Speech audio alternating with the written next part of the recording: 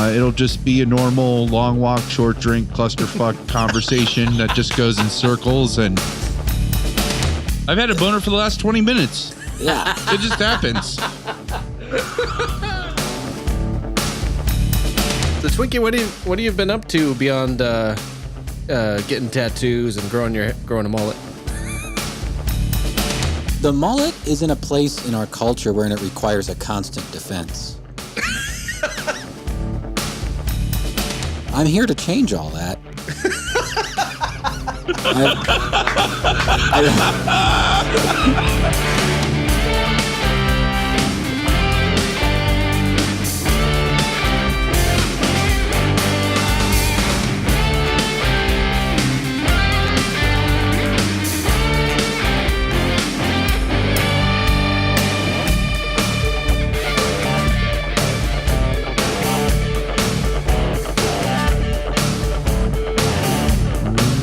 Starting now.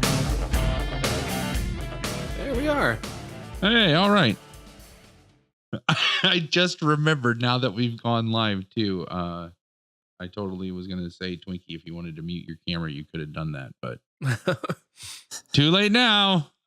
Hi, Twinkie. Hey, welcome to Long Walk Short Drink episode 27. I'm so excited you invited me to your podcast. Yeah, this is the episode that you're on. Isn't that awesome? Man, this is incredible.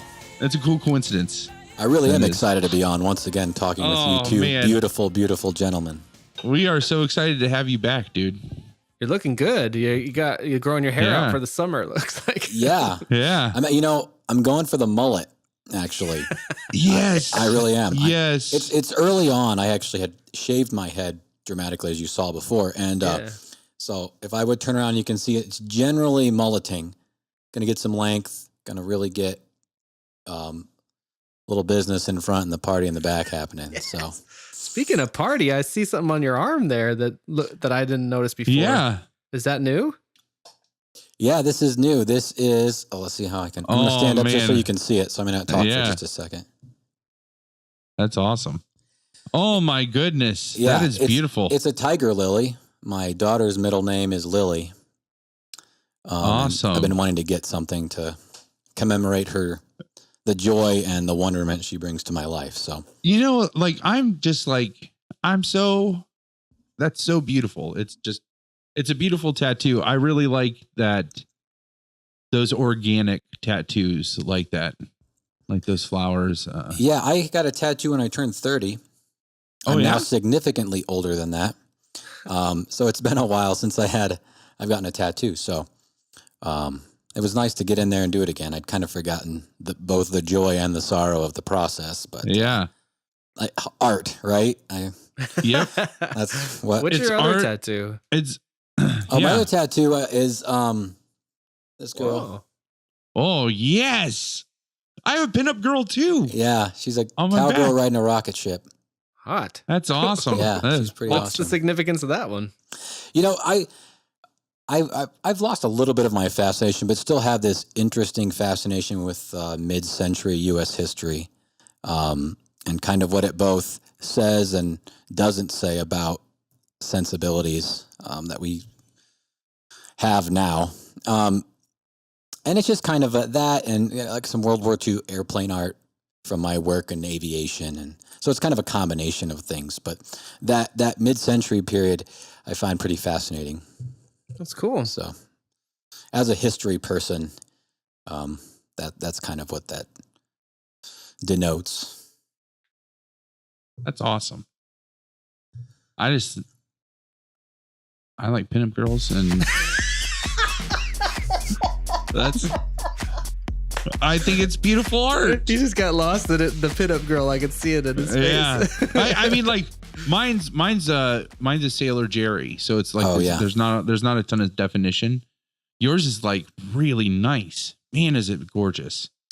Yeah, it took a long time. That was my first tattoo, and I didn't realize, I didn't know anything about the process. And yeah, I'd drink the water and do the stuff beforehand, but I feel like I was almost in shock at the end of it. My body was just exhausted. I don't think it, until you have a tattoo, and it was like almost a 5-hour session for my first one. Wow. And so that's a really long session. I'm surprised they let you go that long for the first time. I mean, the gentleman was very professional in making sure I was okay and everything, but it was like, I just want to keep going.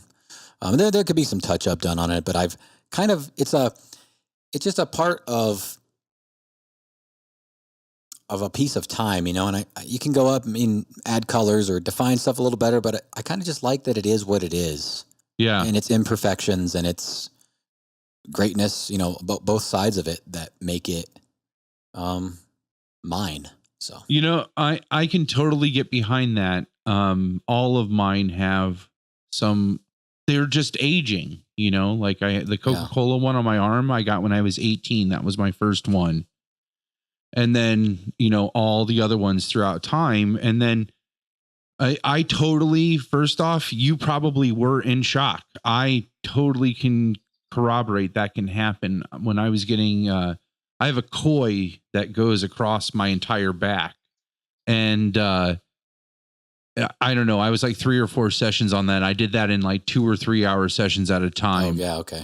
And I don't know, I was like 4 sessions in, and we were driving home, and I had to pull over and have Ash switch because I was shaking so bad. I was like, babe, I can't even I still smoked back then. I was like, I can't even get the cigarette to my mouth. I'm shaking so bad. Like, you gotta drive. So that shock can totally happen. But at the same time too, like, man, that endorphin kick is just like, it is awesome when it happens. Yeah. So, And I my wonderful partner and daughter and son came in for just 15 minutes to watch it happen. And so it was really cool for my daughter to see, the process. And I'd never been in a tattoo shop, due to my upbringing until I had gone prior to my actual tattoo, but, late to mid 20s, and it's filled with all kinds of stereotypes and whatnot. And so it's nice to just expose her to all kinds of different approaches and experiences to life, whatever, big or small. Subcultures. Really cool. Yeah, all those different stuff. That's good. Absolutely. That's awesome, man. Yeah. Next one's going to be, I live in a neighborhood of Denver called Stapleton, which is an old airport. The old airport is called Stapleton. So I told my coworkers I'm going to get Stapleton right across my neck. It's going to be that's so awesome. My next one. Just going to go for it. No, like teardrops at the corner of the eye. Just big neck tattoo. Yeah, I say go for it. Yeah. That's awesome. You could also go the funny route and get like a red stapler or whatever. Oh, right, like, yeah. That's right. a staple, like what is that, like Critters 3 or whatever, when he like does the Playmate and he has the staple on his stomach. Right. Exactly. Get that, Double D. Critters 2 or Critters 3. I think that's Critters 2, actually. Critters 2. Add that one to the database. How about we crack a beer, guys? Yeah. Oh man, there it is. Oh, what is that? That looks incredible. Okay, so I went with the entire Lithuania line tonight. So we have this. There's this really amazing beer store that's in our neighborhood. Shout out to Belmont Party Supply. And they have it's on one end there's a sub shop and the other end is a convenience store, and in between there's a brew shop, a liquor store, a craft beer store, an import wine store, and you can walk from one end to the other and go to all those shops, like once you go inside one of them. And apparently you can walk through Lithuania somewhere. Yeah, and so they have the international aisle. And there's one set of Lithuania beers that are all from the same brewery. And this is the one that I've had before. So this is called Werewolf. Look right into the lens, phone. There you go. Did you buy it simply because it's a badass label? I mean, yeah, of course I did. Look at it. It says Werewolf. And then it taunts you that you are not man enough to drink it. It says, you must be sure you want to taste it. That's the like tagline on it. That is what she said. Yeah. It dares you to be that you're not man enough to drink it. Yeah, I would buy that because I don't even, if Palmer just stopped there, I don't really care what kind of beer it is. Yeah. I don't even care. It's 8.2%. Oh, So that's a big bottle, isn't it? Yeah. So, and I have 4 of these. That's dangerous. No, but listen to this. So the lowest one, all of them have these bright red labels, ABV labels, right? Except for the lowest one, which that one is 8%. So that doesn't merit the like bright red warning label. Really? Then this one's 8.2, and then the other one is 8.4, and then the Big Daddy is 12.0 ABV. Like, whoa, that's almost wine. Yeah, that's got to be a barley wine. There's no way that's, so and that one, it's called Before and After, and it's like when the bottle is right side up, it looks like a maiden, and when you tilt the bottle upside down like you're drinking it, it's like an old hag. And it's like nice. So but they're all from the same brewery in Lithuania, and they're all cheap. Like this is like $2.50, and that's like a beer and a half in there, $2.50. Nice. The most expensive one I think was $3, so it was $9 for all 4 of them. Nice. Well, let's crack this open and get this party started. Oh shit! I didn't bring out a glass. Hold on. You want to go get your I can't drink it out of the can. It's not that kind of beer. Sorry. All right. Are we waiting? All right. No, go ahead. We'll get him on the next one. And this stuff is muddy. That is one thing I can say about it. Cheers, buddy. Yeah, cheers. Oh, actually, it's not as bad as I thought it was. Man, look at that beer pour. That's impressive. Nicely done, sir. Yeah, check that out, huh? Just the tiniest bit of head to give some aroma. Yep. Just a little bit. Came back to hear the tiniest bit of head. The title of the episode. Sadly, that could be the subtitle to my memoirs. Okay, you crack. I'm cracking on my own. Well, yeah, crack it. I actually left work. Oh, I'm sorry. Go ahead. Oh, did you? Yeah, you got your standby. I'm going with the standby. I'm just going with the standby. The old. They didn't have it. I tried to get it. They didn't have it. It said 0, so it was in their system. So I think they do get it. They just didn't have any. And I tried to find Furious, and they don't have any of the Surly beers, Dave. I could see that. And I was just about to tell you that I left work a little early today and stopped at a beer store because I've been trying to find that werewolf, and I've asked about it, and they just don't carry him around. We should do a beer exchange, and I'll buy some beers down here that you can't get, and then you get some that I can't get. I like it. And just ship them. We'll just ship them back and forth. We'll get if it fits the chips boxes. Oh, you can't ship booze in those. Never mind. You got to ship it. They like freak out. We tried to ship a bottle of booze to my stepmom, and they were like, "You can't ship alcohol." That's lame. You can go fuck yourself now. Amazon's taking your job. That's what I'm saying. Like you're going to work for places Amazon. like Utah where they don't. Yeah, it's all locked down, and it's just so crazy. Well, I mean, there's still all the way from Prohibition. Are still crazy anti-bootlegging laws. Like I'm sure there's still some things on the books that you can't cross county lines in like some of the southern states, probably without like certain alcohols or certain alcohol contents without like violating some law, I mean, it's the same thing with the cigarettes. If you go, like if you're traveling up in New York and you like pass by the reservations that have the like $15 cartons of cigarettes, you're technically not supposed to leave the reservation or something, some crazy rule about it. But of course everybody does. But if they catch you with them, then you have to pay the taxes on them or you get cited, So, yeah. Well, I mean, I don't know, whatever it is, this fear of these substances. I don't know. The actual fear should be the fear of ourselves. But I think we get to talk about that a little later. Yep.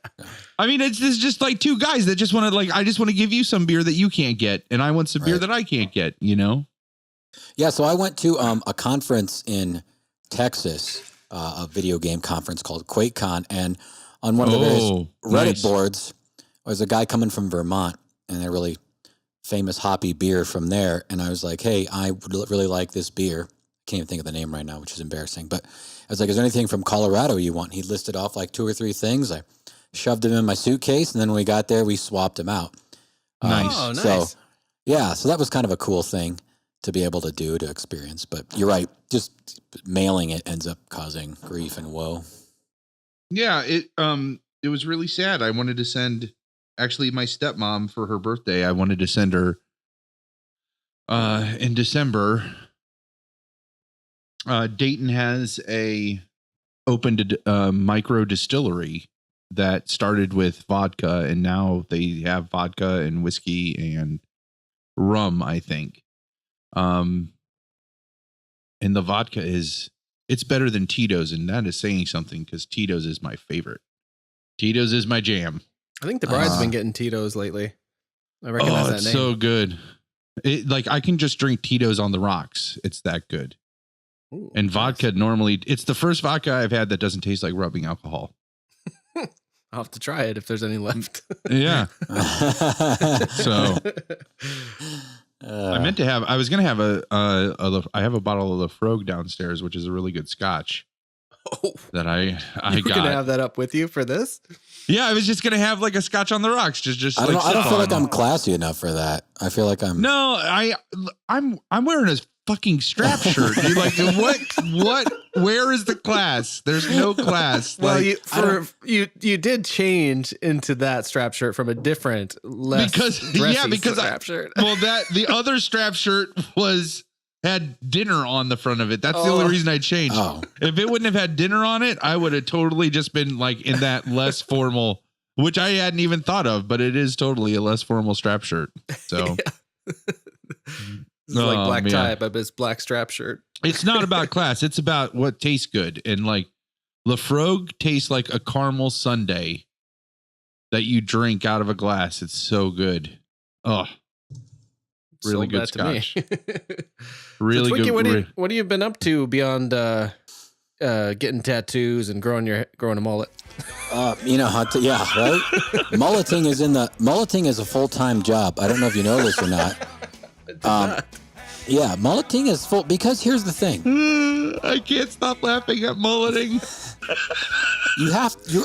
The mullet is in a place in our culture wherein it requires a constant defense. Go on. Mulleting has been my attention. Mulleting has been hijacked by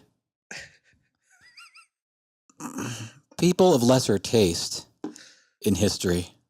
That was a very, very, very well chosen word. Yeah, and there's a view that a person with a mullet may not be intelligent, or may have poor taste in a hairdresser, etc. I'm here to change all that.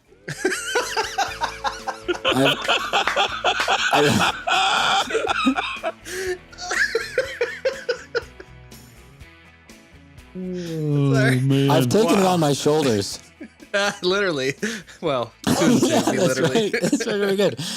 And to address this, and honestly, even just I'm very, people looking probably can't even tell. It doesn't really look like it, but it requires some real effort. You take the sides out, the top grows. You still have to trim the top a little bit. The back, it's more of, if you will, a Euro mullet, wherein it is trimmed a little bit back towards the center of the hair. I know what you're talking about. It doesn't take up the entire back. That's an Eastern Euro. Skull. That's not a Euro. That's an Eastern Euro. Okay, thank you. Well, you know more about this than I do, apparently. No. I love the joke is always like the Eastern Europeans like Europe, they say, is like so many years behind our trends. Oh, right. And then Eastern Europe is is 3 more decades behind that. Like, sure. So Well, and there's a process. If you've ever tried to do something with your hair, there's always the in-between time, right? The time wherein you are transitioning from one hairstyle to the other, where it's just a giant fucking disaster. Oh, it's terrible. Yeah. That happens with beards too. Oh, right. Yeah, absolutely. Where it's just in that middle zone. But beards, the dead zone, I feel like there's, shit. I think, I think with beards though, there's multiple of those periods where it's like, it looks like shit. And then all of a sudden you get like 3 weeks where it looks awesome. And then it gets to another length and it has to like go through this molting stage again where it looks like shit before it looks awesome and full and even fuller again, like, I wish I knew that was like. I can't grow beards, I just look like serial killer-ish and or pedophile-ish with facial hair. So I don't. You just got to own it. That's true. Any like, just like you're fucking owning a mullet. I couldn't pull off a mullet. It's true. Maybe once I get to this mullet thing, the nasty facial hair will be next. Oh man, you'd be like a real live Joe Dirt and the fucking neck tattoo. Yes. Oh man, I can see a Long Walk Short Drink documentary somewhere like 5 years down the line being made. Of course. And like we're reluctantly like dragging our friends into interviews, except Twinkie is like all for it, and he has all of those things, like this epic mullet. The neck tattoo that says Stapleton. Like, all of it. Like he's got the whole look. Hey, I'm living this Long Walk Short Drink stuff, man. Yeah, this just isn't this isn't a broadcast podcast to me. This is life. Oh, that's awesome. Right. Let me share with Twinkie what I woke up to this morning. I woke up to a text from Pumps that says simply, sorry, there ended up being a lot more to follow. Yeah, 7:33 a.m. this morning. Simply, I love the podcast. And actually, there were more after it. And then later on and during the day, it said, let me know when you have a guest slot available. Oh my God. I'm Pumps. Yeah. I'm going to make an appeal to you as a guest. This isn't my podcast. But if there is a guest slot that I'm filling that you want, it's yours. Take it. Whoa. I want to hear Pumps on Long Walk Short Drink. Let's make this happen. Challenge accepted. Yeah. And he said, and I already I was like, what did I say? It said something. I essentially modified your first episode title to, which was Cabin Kids Volume 1, Twinkie. So like Cabin Kids Volume 2, Pumps. It's happening. Yeah. Get ready. And I know people listening might not be like, who's that? Some folks, but you're in for a treat. He's one of a kind. Yeah. Honestly, so the Cabin Kids we were all like, all of us had a very distinct personality that arguably, I don't think if any one circumstance was off by a little bit, I don't think it would have worked. Right. Probably not. Because it was just so many huge like personalities and subtle personalities and fragile personalities. And I think fragile. All of us were kind of like fragile a little bit. I did not know that. But I think though, if you were to synthesize though, like the cabin into one kid, it's got to be Pumps. I think like I could see that. I feel like Pumps is on the periphery of every great cabin story. You know what I mean? Like, I don't know. An unfiltered look to the best of his memory back at that experience would be incredible to me. I mean, just him and an honest reflection. That would be of great value to me personally. I mean, positive or negative, whatever it is, just a real honest reflection would be of the time of the cabin time. You mean? Yeah, of the cabin time, both from like how he was experiencing it, but also looking back, if he can recall kind of both of those. I think that's totally going to happen if we're going to go down this Cabin Kid route. I mean, I think anytime we bring somebody on from that era, it should just, the first time they're on, they should just get a Cabin Kid episode. You know what I mean? Like, oh yeah, that'd be Absolutely. great. Because I want that, so like we could listen to all of those Cabin Kid episodes together and like really get this good analysis. Because I still, and I know I've said it before when Twinkie's been on, I still wonder, like, did other people, like, what are other people's cabins? Like, what does that group of friends look like? Were we just filling archetypes, or were we as unique as I feel like we were, you know? But I love that idea of having this like case study of like, you know, that, what's that, like David Linklater anthology movie, The Boyhood? where he followed like that Boyhood for like 16 years or whatever. And then there's like that documentary in Britain. It's like called Sevens or something like that, where they follow 7 kids and they touch back with them every 7 years of their lives. And now they're like 77 years old. Like, so and they started when they were 7 years old and now they're in their 70s, and they've gotten back with them every 7 years for this documentary to like kind of just like see where these kids have at. And you've watched them grow up like over the years.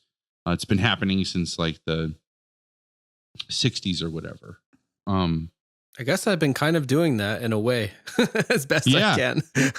And you really have. And I think though, like this would be like the next notch on that ladder, on that like case study of this group of people, you know, would make a fascinating like time capsule to just like that. We just like keep adding one more collection of like reflection to this pile of that time capsule, you know, that where it just keeps growing.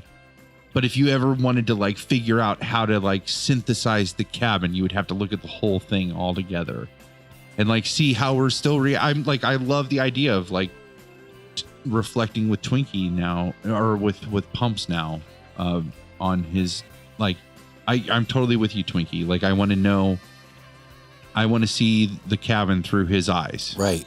Absolutely. You know, yeah, like, not just saying what, you know, he thinks people want to hear or anything like, and not that he would do that, but just a real honest reflection of it. And maybe the cabin is viewed through where we are currently in our lives, to some degree. Not that 20 years is just a nice round number and doesn't really mean anything, but for some of us, 20 years is coming up pretty quick for the bulk of us that were part of the cabin from when we were out of high school. Dave, you've crossed that barrier. Congratulations. Thank you. Of being out of high school for 20 years. But I mean, it's been some time in between that, and a lot of life has happened to people, and people have made good and bad choices, I'm sure. And it'd be interesting to see through that lens. Absolutely. How they've been shaped, if at all, or how they've been affected by those experiences. How about those Max pictures though? Like, man, that kid's adorable. Oh yeah. Yeah. Pumps makes cute kids. That's for sure. Right. Yeah. I actually, we were talking about this documentary idea or whatever, the chronicling of this group of friends over the years. I guess it's been 2 years almost now ago, I put out an album, and there was a song on there that I literally wrote like about that topic. And I've been working on a documentary about that album. That's kind of a long story, but the point to bring it up now is that I'm working on this scene about that song. So I'm going through a lot of that footage to as B-roll to kind of illustrate as I talk about, as I try to expound upon the song for the interviewer. And it's been fun to see like all those people 20 years ago. You know, I like literally last night, I'm like making note, like use the shot of Jacko driving up the driveway from the Dreaming Out Loud documentary, and then use from the one video, Bauman walking into the cabin, because you can see the cabin, and it's wow. I mean, I wrote that whole thing in a lot of that album, the album called The Furious Light. really reflecting on, I realized at a certain point that the heart of that whole piece was the fallout of having an experience like that, and almost 20 years later, not having that. I don't know. It's kind of a great loss if you don't maintain it very well, which I hadn't. A lot of those relationships, and yeah. So it's definitely something that's been on my mind a lot too. So it's been really nice to reconnect with Cabin Kids, like the two of you, and Pumps on record, of course, but absolutely, well. Yeah, absolutely. No, that's great. Frankly, Dave. I realize that you're doing it for intrinsic things because of who you are as a person, and it's valuable to you, but kudos to you for sticking with it. And for, there have been some long chunks of time where people aren't connected. And when it does happen, there's a warmth and a welcomeness, which we've talked about before, but for still be willing to make yourself available to do all those things. Absolutely. And like, I don't know, you just find the sheer joy that you find joy in doing that. It's, of course you have joy in the finished product, but you also thoroughly enjoy the process. So yeah, absolutely. Otherwise I wouldn't do it. Well, of course. Well, I mean, I guess maybe that's not obvious, but it's so, I mean, your enjoyment is so obvious that you can see you enjoying it while you're in that process, where most people would get stressed out and not really enjoy the process. And so, which could, overshadow the final product, but because you enjoy the process so much, then the product is even more celebrated. There's nothing more humbling, humbling is probably not the right word. It's just like, it's just really nice to see you treat the like homemade documentaries that we of us. Yeah, I'm the shout factory of like just these people. Yeah, just as reverently as your like, limited edition run of Eraserhead. That I absolutely do that. That's a good thing. Thank you for, I guess, noticing that, or that's how I think of it. And I've been kind of working on that to create this library, because it's not really for anyone else. And a lot of it, my own work included, or creative contributions there are not of a caliber that is worthy of being shared with anyone outside of myself, or, somebody asks about it now and again. But that overview, or that kind of the library of people's creative work that I know and love, I feel like I've really privileged to know this group of people that I've gotten to know. And I value their creative output, I think, much more than they do in a lot of instances. Like Pumps made a record not even a record. Pumps performed one time with Logan as a group called Underhung in a basement. And they were, I think he was like super drunk and had very sick and didn't play especially well, but that group of songs was fantastic. I could see him in it as a person. They had a voice of their own. Yeah, I was like, this is great stuff. He just did it once, and that's it. And recently, like 20 years, it was literally 20 years later, I made like a bootleg digital album of that, which actually anyone could find and download on dreamingoutloudrecords.bandcamp.com. Everything's free. I'm writing that down right now. Oh, do yourselves a favor. It's very fun.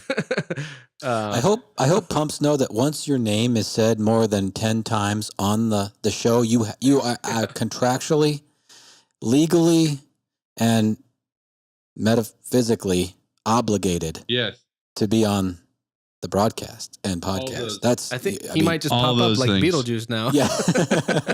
Yeah. All right, let's stop sucking each other's dicks and talk about something that other people can relate to, like the Dead Zone. Oh my God. I so wish the soundboard thing worked, because I have like, he doesn't become walking until he says this, where he's like this. Oh, it's not even painted. Now it's not even working at all. Or he's just like, the ice is gonna break. Yeah, that's the first time. Like, the first time. Yeah. and it's 1 hour and 19 minutes into the movie. Like, that's how long it takes before he becomes Chris Walken. Up to that, like, that's the thing that you have to understand is, like, before, I really feel like before Prophecy, any movie he was in before Prophecy, he wasn't Chris Walken. He was just a really, really traditional actor, like Christopher Lee, right? Like, even though he was playing Dracula, he still played it like a really traditional English actor, right? And I feel like that's what Chris Walken did. But then, like, I just see something happening behind the scenes at the Prophecy where the director was just like, listen, you know, and he like has this like B-roll of all of these little snippets of his career up to that point, like, the ice, it's gonna break, and like all of that, like, and he just plays this. He's like, you see how you are in these little snippets right here? I need you to do, I want the whole movie like that. You act like that for the entire movie. And then he got this cult following, and so he was just like, that's just who I am now. You know, like, I know that's nowhere near the truth, and that's not what it is at all. But in my heart, that's what's going to happen. Like, that's how it worked. Like, I mean, I remember when he was, do you remember this live broadcast? I think it was NBC where he was in Peter Pan. Mm-hmm. And he was Captain Hook. And I remember being somewhat like, how does that make any sense? But then doing research, not realizing that Walken was a stage guy. He was trained in stage work and dance and, you know, all of these traditional arts that kind of lead up to acting. But that's his background. He wasn't, I want to be an actor, and so I'm going to start, you know, acting. It was all of these other facets. He was performance. classically trained. He was a classically trained performer, not even an actor, because he could sing, dance. He was a triple threat. Like, I learned that on is a triple threat. Right. Yeah. I'm not dead yet. Don't talk about me like that. Oh man. I learned on the Inside the Actor Studio, he talks about loving dance and trying to throw a little dance move in every one of his movies. I don't know if he's kept the streak up, but even in something like The King of New York, he does this little like ballet move, kind of. It's unexpected, to say the least. Yeah. So I know, like, everybody talks about early Walken performances, talks about like Deer Hunter, right? That's a really because that's like the Russian roulette scene with him in that movie is intense. Yeah, it's crazy. Like, that would be on that B-roll for the Prophecy. Like, when the director's like, this is the character I want, that scene would be on that B-roll too. Yeah, or the scene like towards the end where he's kind of like, he's just like doing that in Southeast Asia somewhere. Like he's doing that game, but a lot, and he's like stone faced. Yeah. As opposed to the first time he does it with De Niro and the guys on their captivity, he's like, you know, shaking and crying. And it's this, actually, I've only had the courage to watch that movie once. I've never been brave enough to go back to it. So I've never seen it all the way through. I've only seen it in tidbits because it gets so intense. It's worth a full view. It's long too. It's like, it's got these like sections, some of which are very sort of slow and not much happens. And then others are really intense, like those scenes. But yeah, that was a different guy. That's not the guy The Ice is going to break as a real breakthrough in his kind of performance style. I know that, like, a lot of people look back at that as like his like one of his big roles. But as a kid, a movie that I happened to see just like the middle 20 minutes of that had this huge impact on me that he was in is At Close Range with Sean Penn. Fuck yeah. Oh yeah. That movie is crazy good. He's so intense in that movie, and the scene that I saw, like, because I didn't see the whole thing, just like, and I mean, I was young when I saw this. It was just like happened to flip through the channels, and it was on this scene, and it's where he's teaching Sean Penn how he launders money, like one way to launder money, where he like buys a car at one buy here, pay here dealership, and then drives the car across the street to the like buy here, pay here dealership across the street, and is like, I don't like the way the seats feel. Like, the guy's like, didn't you just buy that car from across the street? He's like, I don't like the way the seats feel. Like he just does his Chris Walken thing. And like my first time I said it was much better Walken than that second time. You've done some great ones tonight. You should feel proud. But that movie, because later on when he's like really threatening Sean Penn, like he gets really scary. Oh, like, super scary. Yeah, too. Like, so Sean Penn and Chris Penn are his sons, real life brothers. And yeah, he's, oh God. What is that? What's and he's the just little this like byline for that movie? The he's just like line, this like redneck crime boss, you know, or like ringleader. Yeah, I think I actually want to live in a world where Sean and Chris Penn are really Chris Walken's sons. Isn't that you know what? Thank you for the perspective. That we do need to reflect on that because that is awesome. That'd be totally legit. Yeah, that's you know, I that makes me want to rewatch that movie. I mean, that's Sean Penn, Christopher Walken, Mary Stuart Masterson, Chris Penn, who else? Kiefer Sutherland, Crispin Glover. Oh, that's so man, that's a huge. I need to watch that whole thing now. Like I want to watch that.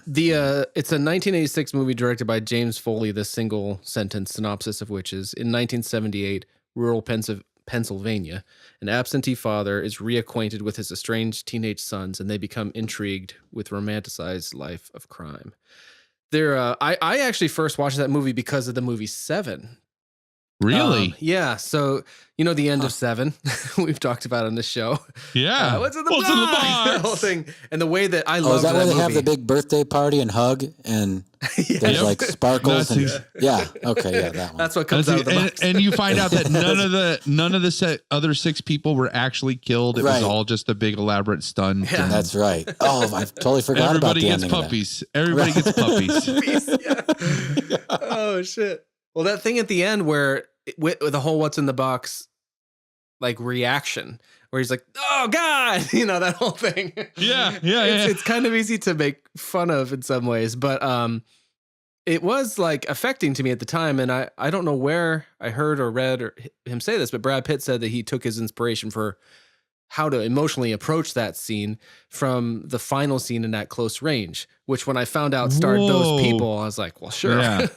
And when you see that movie and you compare those two endings, you understand. And actually Sean Penn's is in a courtroom and well, it doesn't spoil too much to say. Basically, all he's trying to do is get one single word out on the stand. Yeah. He's just trying to say yes or no, something like that. I'm not even sure. But he goes through you see him go through something before he's able to say it. And he's not going like, oh God. No, but there's that. To it. No, I know exactly what you're talking about though, because it's where he's robot face. I'm about to shoot.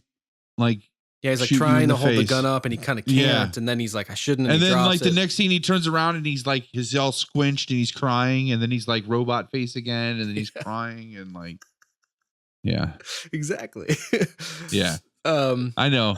I feel like we should back up just a little bit because God forbid someone comes into this and it's like, what are they talking about? So we read the whole Dead Zone. We're talking about Walken. And now we're talking about the movie. Walken fell through some ice? What is happening? I don't know. What is going on? The bad news for the war effort. Oh, shut up!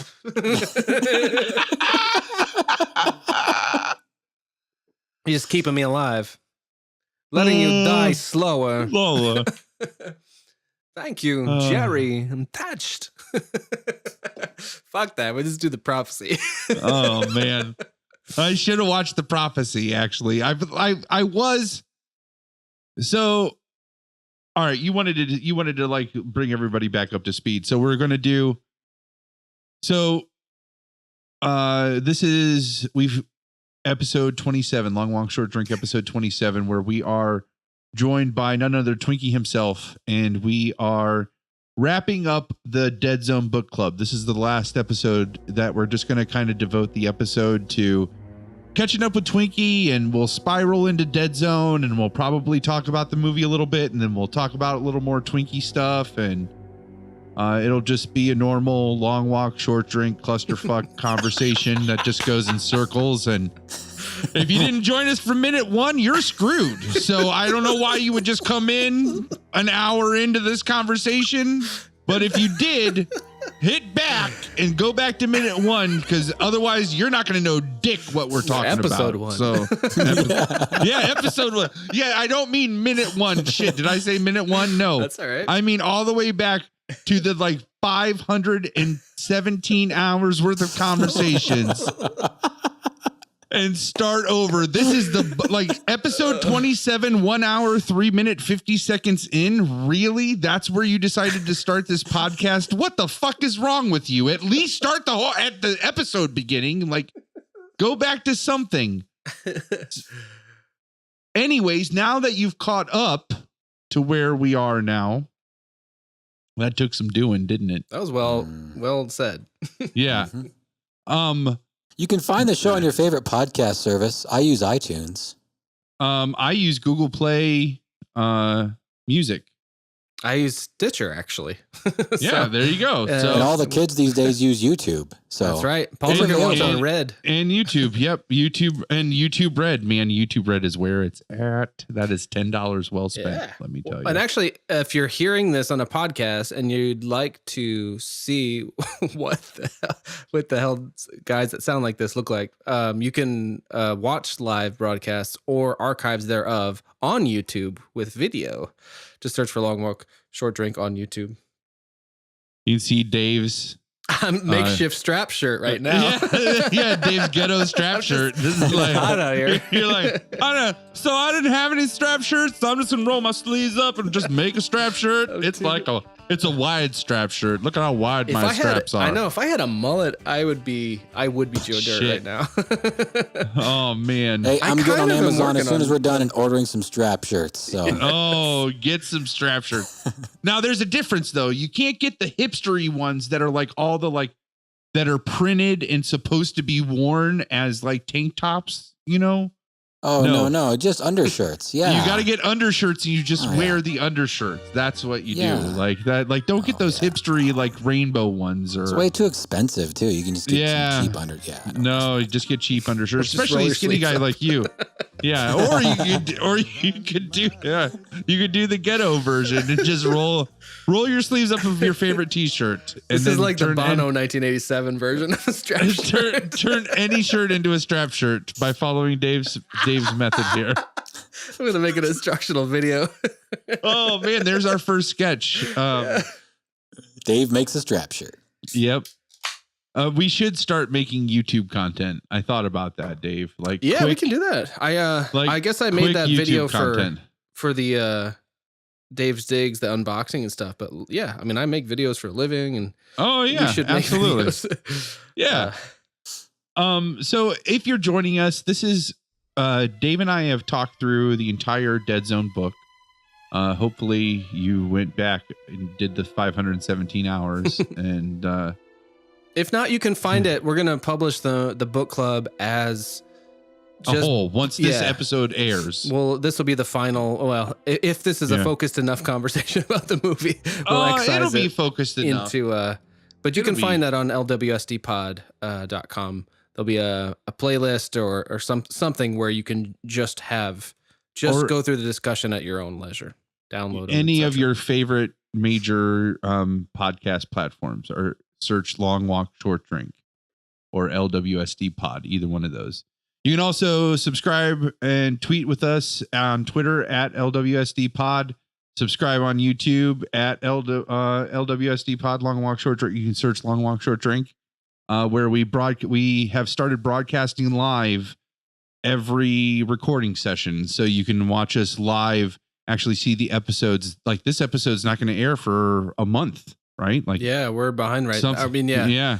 And watch, keep an eye on the Twitter feed for those live links as they happen. And we'll try to, we can do a better job, I guess, of saying in a couple days we'll do this, but whatever. What I need to do is update the branding so that it says new episodes launch and live recordings on YouTube, and we'll figure it out. But we're glad you're hearing this now, wherever you are. Absolutely. So what we're going to do is, like I said, we're just going to catch up with Twinkie a little bit and get his reaction to the Dead Zone book. He's finished the book. We've all also watched the movie. I might bring up the Wikipedia page for the television show. That's about as far as I got with that. We're lucky I got the movie done, honestly. Like, geez, I can't believe I wasted all that time trying to get that soundboard to work, and it sounds like shit. Palmer has built this technical empire on his strap shirt bare shoulders, and he had a setback today, but he will not be deterred. Yeah. No, he will not be deterred. Or the turd. Yeah, neither one of them. This is also a good episode in some ways to catch on or to come to if you haven't read the book or whatever, because we're going to talk about the movie, which encompasses the whole story. And Twinkie's never read a Stephen King book before this. And so in some ways, it's a good I'm excited to touch on that. Yeah. I really feel like the movie is like a perfect Cliff Notes for the book. Like if you want just the tone of the book, like what the book is going for. It's amazing that you say that, because I have I have some tidbits from watching the 2006 DVD version. One of which is that David Cronenberg picked the script that he did, which is I think by now I gotta say, but I've got it right in front of me. No, I don't. So the script anyway that they went for, whose name the script writer's name I'll find. Cronenberg picked of 5 scripts that were written, because this one he felt was the closest to the tone of the book. So the screenplay was by Jeffrey Boehm. Thank you. Oh, yes, nice. You're welcome. So Mr. Boehm was one of four other screenwriters to tackle this project, and it was chosen because it captured the tone of the book. And also the other piece of that is that during this production, Cronenberg came up with this mantra for adapting novels, which is in order to be faithful to the book, you have to betray the book. So it's interesting that you say that it captures the spirit. Well,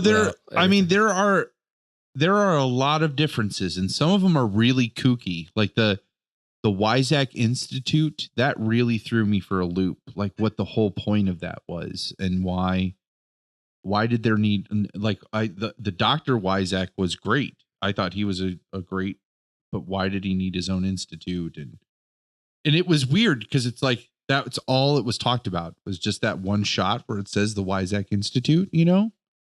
Oh, that's right. And then it surprised me that was more of like it seemed like somebody's home more so than a hospital. There's something to know about this that I don't have great research into. And to full disclosure, I know it through another radio show podcast that comes out of Milwaukee, from Mark Borchert and Gabe Van Handel, called Cinema Fireside. And Mark is of American movie fame, for those who might vaguely recognize that name. He was talking about, because he's well versed in Cronenberg films, he was saying that this movie, and films in general, but this movie's what he called a tax shelter movie. So it's like people who have money towards the end of a tax year need to spend it. And so they got investors at a time of the year where it's kind of scraped together quickly. Like people looking to get rid of money as tax write-offs. And this movie takes place in like the winter and stuff. So I made a note early on too, that it almost felt like a television movie at first. Like the production values were pretty low in some respects, even though it was a Paramount release. Super rushed. And I couldn't tell if it felt, did you guys think it felt rushed? In terms of the pace of it, like, yeah, like, and I couldn't tell if it felt rushed just because I knew the book, and the book had been, because like King is just like exposition. Like, let's think about why they're doing this. Like, let's really analyze it, and let's spend some pages really figuring out why this is happening. And I understand you don't get that with a movie. Like one of my notes is like all of the changes they made were smart choices, like, one of like, and not to get too ahead of this conversation in the movie, but like to make that point, I thought when they introduced what in the book was the Craig character, but in the movie is the Chris character, the like boy that he tutors. Oh, yes. Yeah. In the book, he's graduating high school, and it's his senior class that gets roasted alive in the Christie's restaurant. Yeah, right.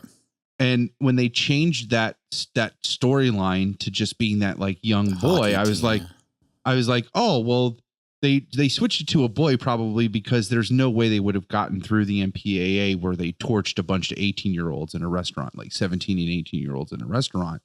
And then like 10 minutes later, they show the flash scene where you see like 8-year-olds like sinking to the bottom of the river. And I'm just like, oh my God, fucking Cronenberg. Like he's he's ballsy in his movies. Oh, like he's like the Stephen King of movies where he's just like, I'm going to put your nose right fucking in it. And we're going to sit in there for a little while and you're going to really get a whiff of what we're dealing with here before I'm going to let you go. You know, like, I know that sounds crude, but if you like, wait till you read Tommyknockers. Like when you get to Tommyknockers, you'll know exactly what I'm talking about. That Lord. Stephen King and you've already read stuff where he does that. It just doesn't seem as intense. But like Tommyknockers was when I got to that was one where I was just like, Jesus Christ, like I need to take a fucking shower after that. But if those last 20 pages weren't in there, this book would not be the same book. So Twinkie, let's get your Palmer and I have had many shows and many hours over which we discussed the nuances and details of this book. Right. I know you recently finished it and then you watched the movie to talk about it with us tonight. And this is your first Stephen King book. If you would just kind of take us through, like, what was it like? What did you expect from what you'd heard of Stephen King from the podcast? Like, how did it all unfold to you? How did you feel about the adaptation? Feel free to just, go on and on. I mean, we'll interject, believe me. Yeah. So whether this is right or wrong, my approach to movies doesn't necessarily have to do with actors and actresses. I don't necessarily wrong. Sorry. Yeah. I enjoy certain actors and actresses, but a director, I'll go see a movie that I'm not necessarily interested in subject matter wise if I trust the director. For example, I will watch Chris Nolan videotape his kid's baseball game. Yeah. Because I love what Chris Nolan does, and I love his approach. It's cerebral. It somehow satisfies me. A lot of people view it as cold sometimes, but for whatever reason, I connect to that approach to filmmaking. Now, to reset who are these people I was trying to hold back? Who says cold? Are you kidding me? That guy's a passionate filmmaker. Box their ears. Yeah. Well, I think some of his dialogue comes off to some as a little structured or too structured. I think dialogue, I think that we are in an age of visual directors and none of them are that strong with dialogue. Like it as far as like, I can't say realistic dialogue, but just the way their characters talk don't match the type of movie that they're making. Kevin Smith is a great example of that. Like his none of his characters talk like you would expect them to in dealing with such real situations that his characters deal with in his movies. Sure. I'm talking about like Jersey Trilogy, right? Right. Like, yeah, it's like overly stylized, but go ahead. Yeah. So a director that I haven't necessarily or didn't like, I didn't necessarily go out of my way to watch his stuff. I've found that I've really enjoyed it in Cronenberg. And honestly, it's more of his recent stuff. I don't know a lot of his back catalog, frankly, just because I was never really interested in his style. But like Eastern Promises is one of my, I probably say this about a lot of movies I like, but Eastern Promises is just a fantastic movie with Viggo Mortensen. And just brutal and but yet tactful, and I don't know, it's a really great movie. And then, of course, A History of Violence is another recent one that I really enjoyed, again with Viggo Mortensen. But so I've never really searched out Cronenberg, and frankly, when I think Cronenberg, I almost think horror movies as a default kind of, I need to put this, my mind needs to open a drawer and put it in a folder, and I almost think horror movie. And I'm realizing now, of course, that's incorrect, but, just my initial reaction was a little bit leery, like, is he going to take this movie and turn it into jump scares and more outward horror, where I'm reading the book, and the book is about inside horror, as much as it is any sort of exterior horror like in a traditional movie. So my initial, I just had a couple reactions that I sent you guys, and I'll just read those. And then, some of them were joking, but like most movies, just a lot of subtleties are lost. We talked about, or you talked about the amount of pages he spends at the gambling wheel at the beginning. Oh yeah. Yeah. The Wheel of Fortune. Yeah. And there's a subtlety in that, a foreshadowing, et cetera, that is completely dismissed in the movie. And again, that's not a criticism necessarily, because the movie has to move along and it's already an hour and 45 minutes. But you do lose some subtleties throughout that. And of course, characters change and names change, and all those are to be expected.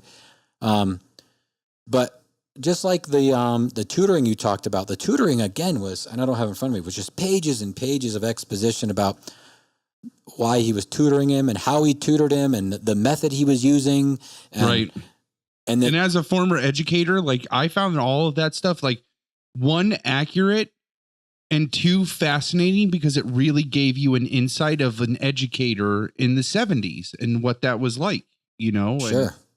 And, yeah. And he spends a great deal of time in that in a later chapter, where in a movie, if you're watching that would just bring that thing to a plod. And, you would lose, people be passing out in the, like, what is happening? Why are we stopped for 20 minutes in this movie to talk about his ability to bring this out? So my other one was, of course, Chris Walken, by God. We've covered that. Yeah. And then Twinkie, for listeners, go look at the YouTube, but Twinkie just did like a little shoulder thing and a head twitch that said everything he wanted to say about Chris Walken. Oh man. I mean, people love a lot of things about Pulp Fiction, but Chris Walken in Pulp Fiction to me is just, I don't know. It's like if you had a cupcake and then it had your favorite frosting on it, and it was your favorite cupcake, and on top of frosting was your favorite sprinkles. And then somebody came in and put like a cherry on top of your favoriteest thing. You would just be like, how can this possibly get any better? And that's what Chris Walken is to that movie. It's like one scene, tour de force. Just, oh my God. And then my last one was, there's some sweet Buicks in this movie. I mean, there are some Buicks in this movie that are stunning, but that goes to my actual point of, there were some pretty dodgy production values. I mean, it is 1983. I get that, but like there's a squib shot where they're going to the Dodd house, and like, again, not from the book, the mom comes out with a gun.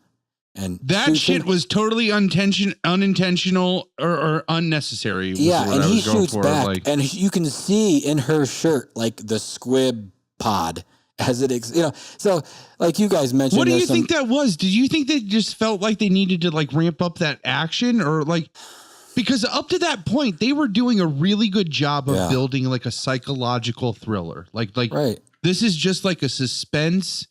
It does not need to be action. This, even in the book, that's not an action scene. Like that's right. No, and even like the way he kills himself, you can tell Cronenberg is trying to amp up the intensity as the story goes along. I think that was more graphic than the book, and I thought it was graphic in the book, where he's like, I didn't think it was possible, but he slit his own throat. And then in the movie, it's like, let's just turn that up to 11. Yeah. And again, I don't necessarily there's a part of me that understands why you need to do that in a movie. Film is visual. You need to create visual momentum for a movie like this, which is definitely just point A, point B. The couple flash forwards or potential flash forwards that we get. But I thought for sure we'd like flash back to the hockey thing as a kid, or flash around to Stilson when he's giving a speech. We flash back to him and his encounter with the dog, or I guess I just thought we would see more movement. And I realize it's 1983, and that isn't how films were made in 1983. Right. But I think the movie could have benefited from some of that. Here's who this person is being presented to you now, but here's who they really are. How is that all going to culminate in scene 3 or act 3? So there were certainly some pieces that I felt like would have benefited from like a Tarantino treatment, if you will. Yep. Some jumping around, some maybe confusing the audience member just a little bit to make them ask some questions. But I looked, IMDb says the budget was $10 million, which I'm not really sure what that means in 1983 dollars, but that still can't be a lot for, like you said, a Paramount production. Now, maybe it is. I don't really know. But so that's kind of my general thought of the movie. If you had, specific questions, I enjoyed it. So as your first Stephen King book, like let's take a step back. So first off, Dave and I decide to do this Dead Zone book club just because I happen to be at like a crossroads with my Stephen King anthology experience, and decide I'll go back. We'll do this, the Dead Zone. We'll get the sponsorship, all that stuff. Really, though, this has just been Dave. Was just the next book on Dave's chronology, and and it's really just been us talking about it as he's gone through it, right? So, you have been one of our listeners since we've started putting episodes out. I feel like, and you decided, like, first off, you and your wife went through this book together, right? Yeah. Yep. But she didn't quite make it to the end, but she has read it prior. Okay. So. Now, did she also do the podcast listenings too? Like to listen to those reflections, or no? She hasn't. We haven't really sat down and done any of that yet. She watched part of the movie with me. But okay. And I'm not saying like you had to do that. I'm just trying to get a gauge of because it's really endearing to know that wow, people really are doing like this as a book club. Like we intended it to be. Like that's how we did it, but it's always just so rewarding to know that that other people are taking advantage of that. So having not this, never reading a King book or anything like that, so you make the decision to participate in this book club. What are your first initial feelings about coming into this Stephen King, coming into Stephen King's universe? First of all, thank you, Denver Public Library, for this beautiful version. Awesome. Of Stephen King's The Dead Zone. Yes, public libraries. Yeah. I actually go to my library about once a week. I love my library. A lot of times it's movies. Sometimes it's some CDs. And then a lot of books. I'm currently also, shout out, I'm working through the Watchmen graphic novel. But fantastic. That's a great novel. I have really enjoyed it. There are a few things that I'm going to say the word triggered, and I don't mean that negatively necessarily, but things that have really stuck out to me, that have really prompted me to want to talk to my wonderful partner about it. And primarily is is Johnny's mother. Yeah. What's her name? I don't have it right in front of me. Vera. Thank you. Vera Smith.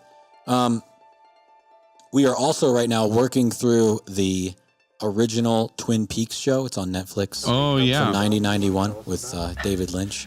And there's a character in that who's the mother of the deceased kind of focus of the show. Her name is Sarah Palmer. And sorry, that's a tick I have whenever I hear that. Oh yeah. And I actually, when I'm reading this book and I get to Vera Smith, I picture the actress Sarah Palmer, who plays Sarah Palmer in this Twin Peaks show. Grace Zabinski or something. Yeah.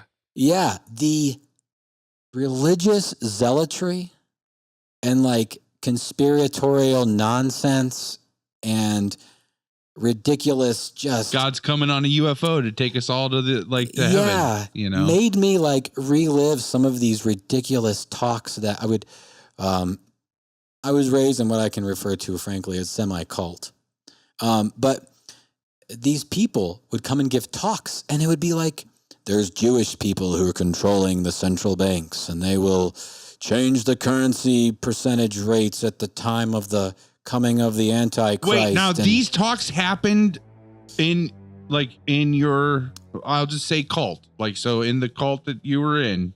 Yeah, people would come in and give these talks in your church, there's like it's called a fellowship center. Yeah. It's like, it's not in the actual church itself, but it's like a church-sponsored venue. I've been to that fellowship center. Yeah. Like what Dave's been to that fellowship center too. Is that where the baptisms took place and stuff? Or it's like where you have the meal after? Like where you have the meal afterwards, I think. Right. Yeah. The post. Yeah. Post-mortem. We were there. Well, I at least know I was there after your baptism, Twinkie. Right. So absolutely. So I know exactly what building you're talking about. And they would actually bring people in who would give like the Stilson. Like, yeah, so like this guy, and I'll say he was a position of power at the same denomination of cult church in Mansfield, and he came and he was talking about like all this, like, read the Revelation, and like this, it means Russia, and this particular text is talking about Iran, and these forces will converge on Israel, but Israel will defend themselves, and we need to be protecting ourselves from, just this over-the-top, just fanaticism, and dangerous. That's mind-blowing to me. That's like that. I didn't even know that angle was there in that. Yeah, now is this like an official, like, can you go to their website and this is an official stance that they take? No, of course not. No, of course not. But do they take, how many official stances do they take though? Yeah, right. Well, very few, but I would love to share with you my experiences. No, that's not the time and place. But I was like, I'm so ready. Yes. This is exactly the time and place I've been waiting for this to happen. I know. I want to know everything. That's just so you'll have me on next time. Yeah. No, but I can relate to that, those types of people. I mean, if I'm honest about it, and I am trying to portray it as fairly as possible. There's a bunch of very nice people who have no part of any of that and think it's just as ridiculous as I do now, and they're still back and go to that church every week. But really, so like people go and sit through it, like patronize it in some way, and then leave and be like, that was bullshit. Right. Really? Oh, yeah, absolutely. Oh my gosh. Because you look good. You went to it, right? You like, can check off that I went to the thing. Because you have to go. Because if you don't go, then you look like, again, though, there's no official stance. Like, what used to infuriate me is like, nobody has TVs. Right. But the church doesn't say you're not allowed to have TV. Right. It's There's just this kind of built-in expectation. Yeah. But you can have a computer and watch all of the streaming television you want I would off the love computer. to like have conversations with people. Well, I take that back. I don't really want to have conversations with these people, but it would be interesting to have conversations to be like, how has the internet changed it? Because you can get YouTube TV for $35 a month. Yep. Stream it to your laptop, iPad. And I know, watch. I don't know, whatever the kids have these days. I know there were people in that cult that's what they did. They didn't have a TV and they didn't have cable, but by God, they had internet, like high speed internet, and they were streaming all their like they would sit for hours in front of their computer and watch television. Sure. Yeah. So, I mean, you're going to, it's so ludicrous. It's so ludicrous. It's so ridiculous. Careful and I can remember, we didn't have a TV growing up. We had a computer, but, I can remember going on vacation, of course. And family members would spend all kinds of time watching TV only because it wasn't something that was accessible all the time. And so when it was available, it was like, glued to it. And then, of course, you don't have any sort of ability to evaluate what is appropriate and what isn't appropriate because you're not, you don't understand that not everything on TV is just like the best possible thing you could be watching at the time in front of your like 5-year-old kids, or whatever it is. So, there's a part of me that almost appreciates that because that's what makes me appreciate film is having or not having the ability to watch some of those things. Even now, Holly will be like, I watched this growing up, and they're like, I have no idea what you're talking about. There's chunks of my life where I don't have any experience with those TV not shows. Chunks of your life, chunks of pop culture. That's a better. You had your life, right? It just didn't contain large chunks of pop culture. Right. Is I think a better way to say it. Yeah. So this Vera Smith character brings a lot of those experiences and not beliefs for sure, but I do kind of get transported back there a little bit to some of those more jarring and shocking experiences. And I can even remember at the time, maybe not like initially during that initial, what people would describe as a honeymoon period, whenever you embrace a new belief where you are fully engaged in it and it pretty much accept what it is. But as time went along, sitting through those and being like, I'm like, what the fuck? What is even happening right now? Like, this doesn't make any sense at all. As time went along. But those Vera Smith people definitely, I think they exist in probably pretty much every religion. Absolutely. I think they exist even in non-religions. Like even I think there's even versions of atheists that are just like that with atheism, Right. Or conspiracy theories. Like last time we talked, Twinkie, you haven't heard this yet, but we learned of Palmer's affection for conspiracy theories, and that stuff can be completely, separated. Only as a spectator. Oh yeah, like Palmer's I don't buy into a Vera Smith of conspiracy theories. Yeah. Well, but I love to learn about them, and it's just as fascinating. The people who do buy into them, to me, are just as fascinating as the conspiracy theory. So, yeah, I work. The airport I work is Denver International Airport, and has all kinds of conspiracy theories about it. And people ask me all the time. Pick your brain about that. Like, it's pretty fun. But is there a secret world, like a whole new civilization underneath your airport? Like, he can't say. He can't say. He can't say.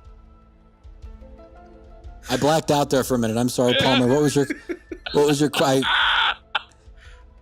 Oh man. There's definitely not a chip implanted in my brain. Yeah. But those like murals, are those like murals really there? Like the Nazi murals and everything?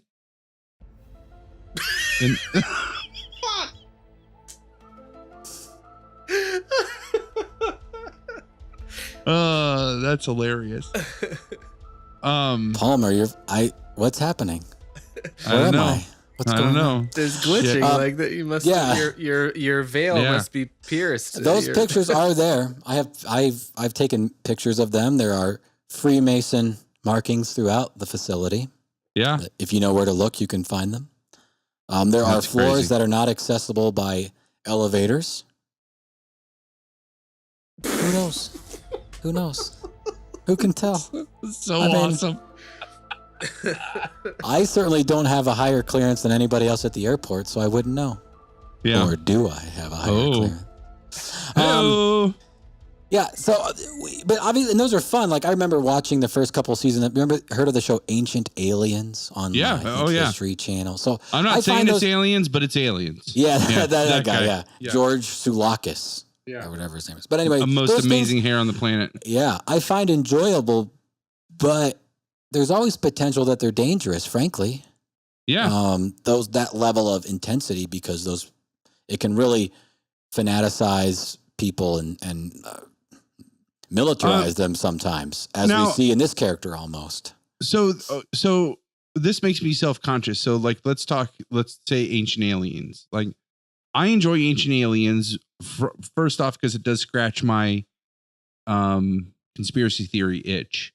But then there is also like the intellectual side of me that does like to consider. I would not say it's like I'm believing, right? But I think anybody who loves learning and is going to adapt their values and their understanding of the world, they're going to take in any evidence that they have. So like I watch shows like that and they're just like, if anything, it's an exercise in consideration, right? Like you're considering that perspective.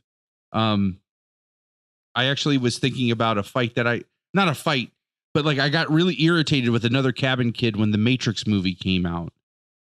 Cause I was like, you got to see this fucking movie. Like it's just mind blowing, And then we watched the movie and I was like, so what do you think about all that? And oh no, that was a good movie. I'm like, yeah, but like, think about that.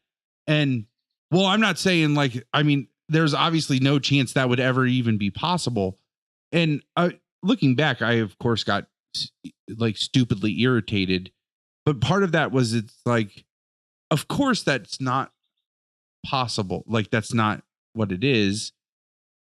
But there's a piece of me that's like, well, let's just consider that. And that's what I couldn't articulate that as a 17-year-old or an 18-year-old, where it's like, let's just spend the 2 hours like considering it for a second. And then we can be like, yeah, but that's all like, that doesn't actually, it's not actually true. So now we're done thinking about it and postulating about it. Well, I think it's fair. I mean, I'd be interested to hear what Dave thinks, or maybe you guys already talked about in the last cast. But for me, I grew up in an environment where if something was unexplained, then God. Yeah. And so when I watch a show like that, it was like, well, we don't know how the universe did this, so God must have done it. Or we don't know what caused this to happen in somebody's life, so it must be God working behind the scenes. And so when I watch a show like that, as much as I enjoy it and it's interesting and fun, it just kind of sounds like we don't understand this, so aliens. Yeah. We don't necessarily believe, we can't figure this out. We don't have a clear understanding as to why this happened, so aliens. My biggest complaint with a lot of the early ancient aliens was it's like, there's no way that ancient humans were this smart that could have done this. So it had to have been aliens. And it's like, man, you're really selling like they have the same capability of intelligence as we do now. Like, yeah, I'd have a hard time believing, looking around me on a daily basis, that we're really that much more intelligent than our ancestors. But but no, I'm sorry I cut you off, but that's what I do. I'm not. It's not. I don't mean to be dismissive. I think those things are fun and interesting. I just my past experience leads me to probably dismiss some of those things a little quicker than, because it's a similar sell. That's totally fair. I think that is 100% fair.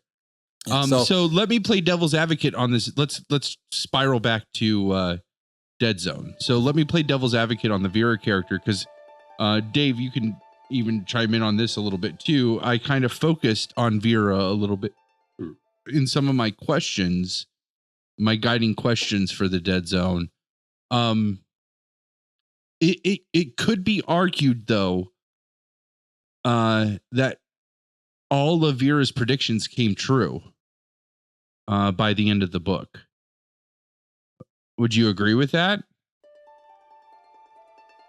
I'm not super sure, but maybe, yeah. I love this idea of the questions too, if nothing else. Like I think, especially now that we all have the book in mind and have seen the film. Well, and you might not have seen all the questions yet, Twinkie, because there's only so many episodes. What if we? I mean, we don't have to do them all. You can cherry pick them, but let's like So previously, we were going through the book and trying to like talk about our thoughts on them, and I think the questions to some extent got lost in terms of whether or not they were answered by us. That's fair. Specifically considered. So maybe now is the time that it could be good. Like I know there's a lot of them, so you can be like, well, not that one, but or we could just take them all on. Like, fuck it. I think this is a great opportunity. You can lightning round me with a couple of them or something, or lightning round us. Yeah. Let me see if I can find that's got all. Here we go. So that way I can still stay on mic and not have to read over my shoulder. While you're kind of looking through that, just a second, in bringing this up to Holly, and of course we have lots of conversations about my religious past, as she's my partner and is curious and probably wonders why I'm so messed up. She indicates that King has a lot of characters like this in his books. We've talked about that too. Okay. Even as like, because Dave is really early in his Stephen King anthology consumption, right? So I'm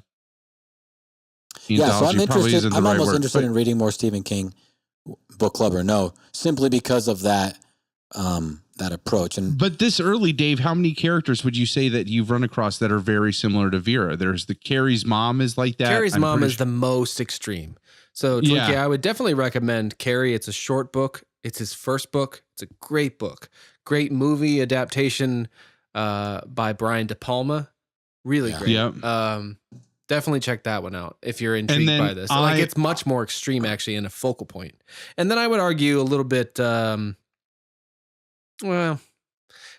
characters. Is my I would recommend then there's a novella. You could probably get through it in a day. It's that short, called The Mist. And then it had a really, really, really, really popular adaptation movie wise by Frank Darabont, the same guy that adapted Shawshank Redemption and The Green Mile.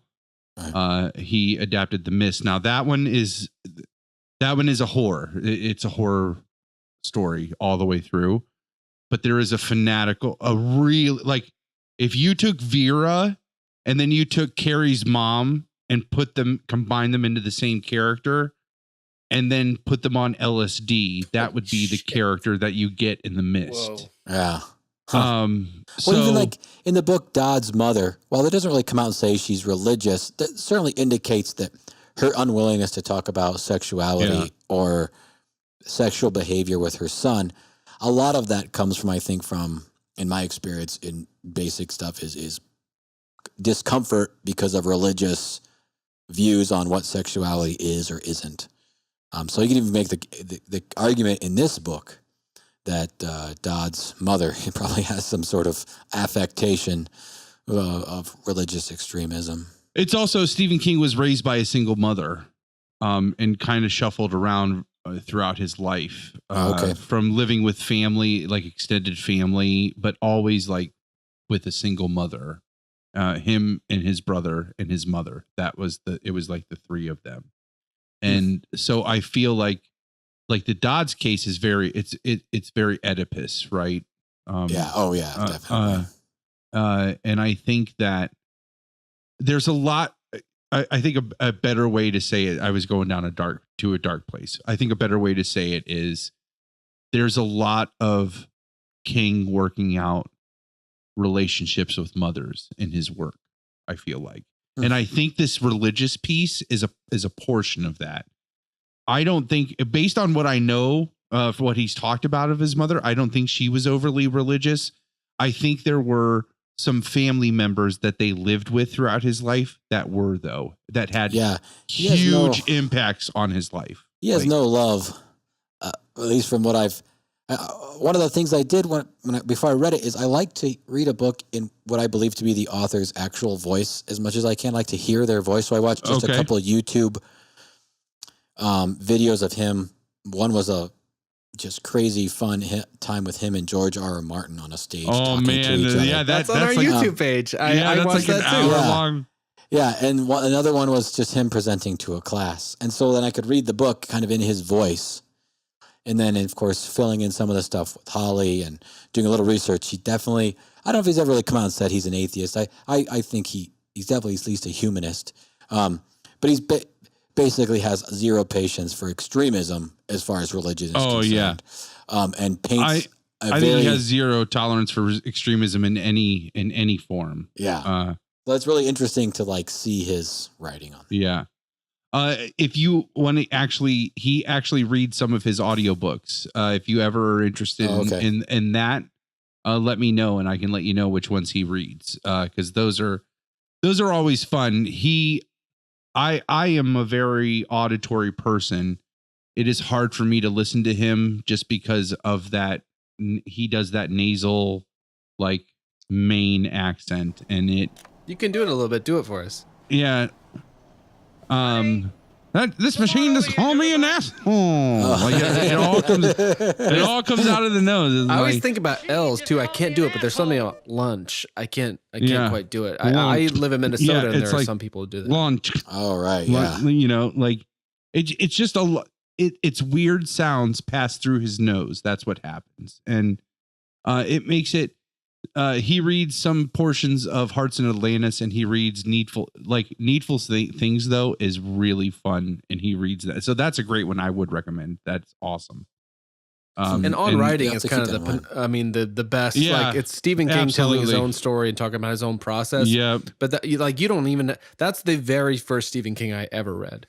And I read it first. I read it on the page. And then when I got back more, when I became interested in exploring his body of work, I decided to listen to that before some of the novels, and it's so fun.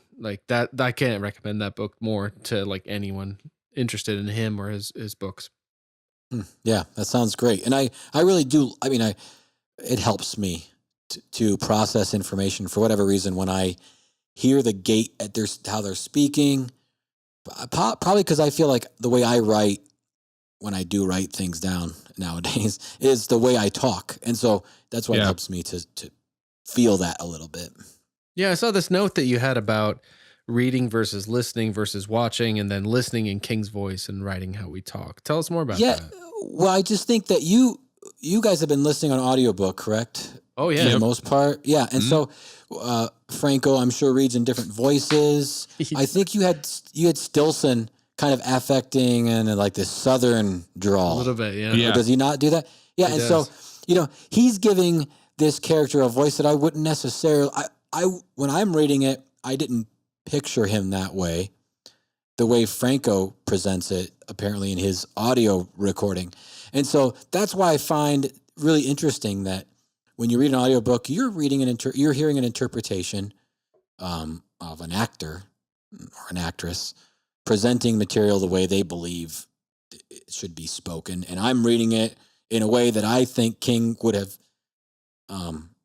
written it, just because I've listened to him a couple times. It doesn't mean either is right or wrong. Just you do get a slight difference in how the characters are presented. I think Stilson is his origination in the South. I guess I don't really know that. So there may be things that I missed. I think so. Because, his history you get that little bit that Johnny does after the fire at Christie's. Is that the name of that restaurant, Christie's? Is that right, or Christine's, or something like that? Oh no, I'm blanking, but I know it's a name. But after that is where you get that's where he does his like deep research on Stilson. He like tries to go back as far as possible. Oh right, and okay. Backstory. And kind of like the earliest that he gets is that story about where he was a rainmaker, and that was out in that's like, is that Nebraska? Or he's dealing with like cattle ranchers and everything. Sure. So, that he would pick up, I would assume he would have some accent from that. Have either of you heard of a rainmaker before, by the way? No, absolutely I heard of the lawyer term, but the lawyer term I had heard of. That's true. But I chalk that up to just like that. That's obviously a dating. It dated the book. Yeah. Where that could be a real thing. It sounded literal, like somebody supposedly came in and would, manifest rain somehow. With his tracts. I don't know. Yeah, something. Yeah. It was crazy. Yeah. Sorry, I didn't mean to derail that. Where were we going with that? Oh, the listening and hearing Greg Stilson as a Southerner and listening versus right. And that's just one of the things that I'm sure I'm positive Franco does a fantastic job. Just that the difference in listening versus reading, and then of course a movie, just a completely different experience entirely. Oh yeah, I honestly would only recommend the movie over the book if somebody's just not a book person. Because the movie does a great job, like I said, of grasping the tone of the book. Honestly, I think that the scene with Martin Sheen, when he finally flashes on Greg Stilson in the movie, and you see Martin Sheen in that study, and he like forces that guy to like scan his hand to open up the codes so that he can like start the nuclear war. That I feel like was 100% way more effective than this flash was in the book on why he needed to kill Stilson in the book. I don't think he ever comes. Does it ever come up until the epilogue? Do they ever come right out and say that he saw nuclear fallout? Like that still, like in his letter to his dad, I think is the first time that you finally get that that's what he saw. Right. No, they don't definitely mention it during the initial flashback. Yeah. But man, in the movie, first off, Martin fucking Sheen. That blew my mind. I had no idea that was coming. And of course, within the Dead Zone book discussion, one of my Dave's digs was Grace and Frankie, in which Martin Sheen is a major character. Yeah. We talked about it. And then kudos to you for not like giving away. It's like, he's He's Stilson in the movie, dude. Yeah. Like, that was a big surprise to me. And he was perfect. He was great. Man, and when Johnny flashes on him and he convinces that guy to scan his hand, that speech that he gives, that's fucking intense. He's terrifying. Like, because you have to think, like, he has to sell this character to make the audience want him to be assassinated, right? Like, because that's what Johnny has to do. Like, it's really a hard sell. It's like, even in the book, it's a hard sell. You especially in the book, you spend so much of the book really feeling sorry for Johnny. Like, he just keeps getting shit on and shit on and shit on and shit on and shit on. And so then you're like, okay, so this guy's got to finally win. Oh, wait, no, he has to ruin his life and try to kill this guy. That sucks. Like, that just sucks. You know, and like, man. Let's hit some of those questions. Oh, sorry. First, you follow through with your thought. Well, just Twinkie. one quick response. I don't know if that scene has the effect that it has on me under the previous administration. If you're listening to this and you're a U.S. citizen. Previous? Yeah. If I watched this 3 or 4 years ago, I don't know if that scene is as terrifying to me. Oh, that's true. Then. That's true. As it is now, because in my mind.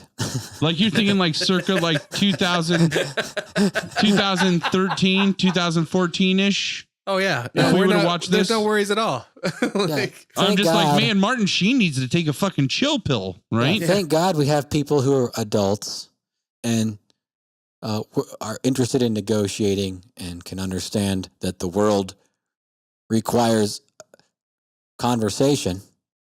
And I think that's the dialogue. I think that's another piece of this, is that this, Dave and I have touched on this a couple times in our discussions about the book. It is very interesting that this book, which really, for all intents and purposes, in a catalog of Stephen King books, this one I would put in the bottom third, and not for any other reason, just because it's dwarfed by such other amazing pieces of work. But by no means am I belittling this book. It's really, I mean, it's a great book. It's really well written. It is really interesting that they happen to re-release this on audiobook, quote unquote, for the first time, which I have an audiobook version of this book to prove that it's not the first time they put it out on audiobook. They pulled it Disney style, though. They did. And have James Franco, and then to have James Franco read it, which the only reason I can justify that is that he did 11/22/63 on Hulu, which is another Stephen King book. Okay. They did a television adaptation of that, and he played the main character. And so that's why he did that. But it's just funny that they just so happened to choose this obscure, like, quote unquote, obscure Stephen King work to re-put out on audiobook, to try to like give some kind of revival to. Because, I mean, again, just like your tweet.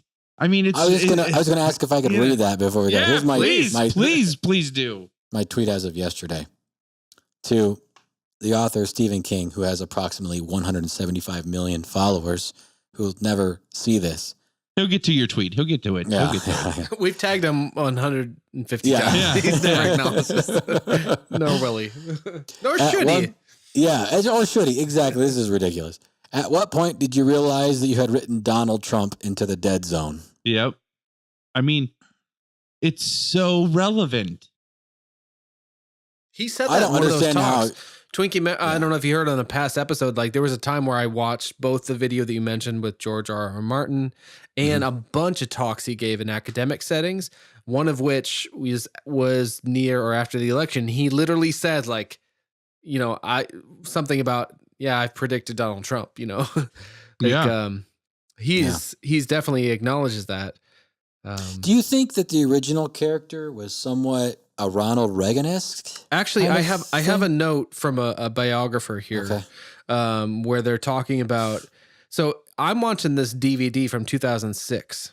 So we're into the second Bush administration, and at the time, Can you Bush can seemed you awful. explain like the 2006 edition, like what makes that edition special versus the like the original version of the film? Is there anything? Oh, I think it's just a DVD thing where that was. I don't know if like there a was reissue, a DVD like a DVD prior to reissue. that. Yeah, around that time, there's a definite sort of design cohesiveness with a bunch of Stephen King related releases that I'm sure were owned by the same parent company. So like the DVD I got at the stand had this kind of treatment. I think they were just re-releasing their Stephen King catalog as best they had them as adaptations. Whoever owned this, and I think Paramount is the logo at the beginning of the movie, but I don't know how far that extends. But there's some extra stuff. One of which is like there's a bunch of featurettes. I'm not going to go on and on about this, but I want to say a short thing about featurettes that started around this time for DVDs and just got worse. It used to be you'd make a documentary where there was an art to blending in the story of the making of a movie. Maybe it'd be feature length.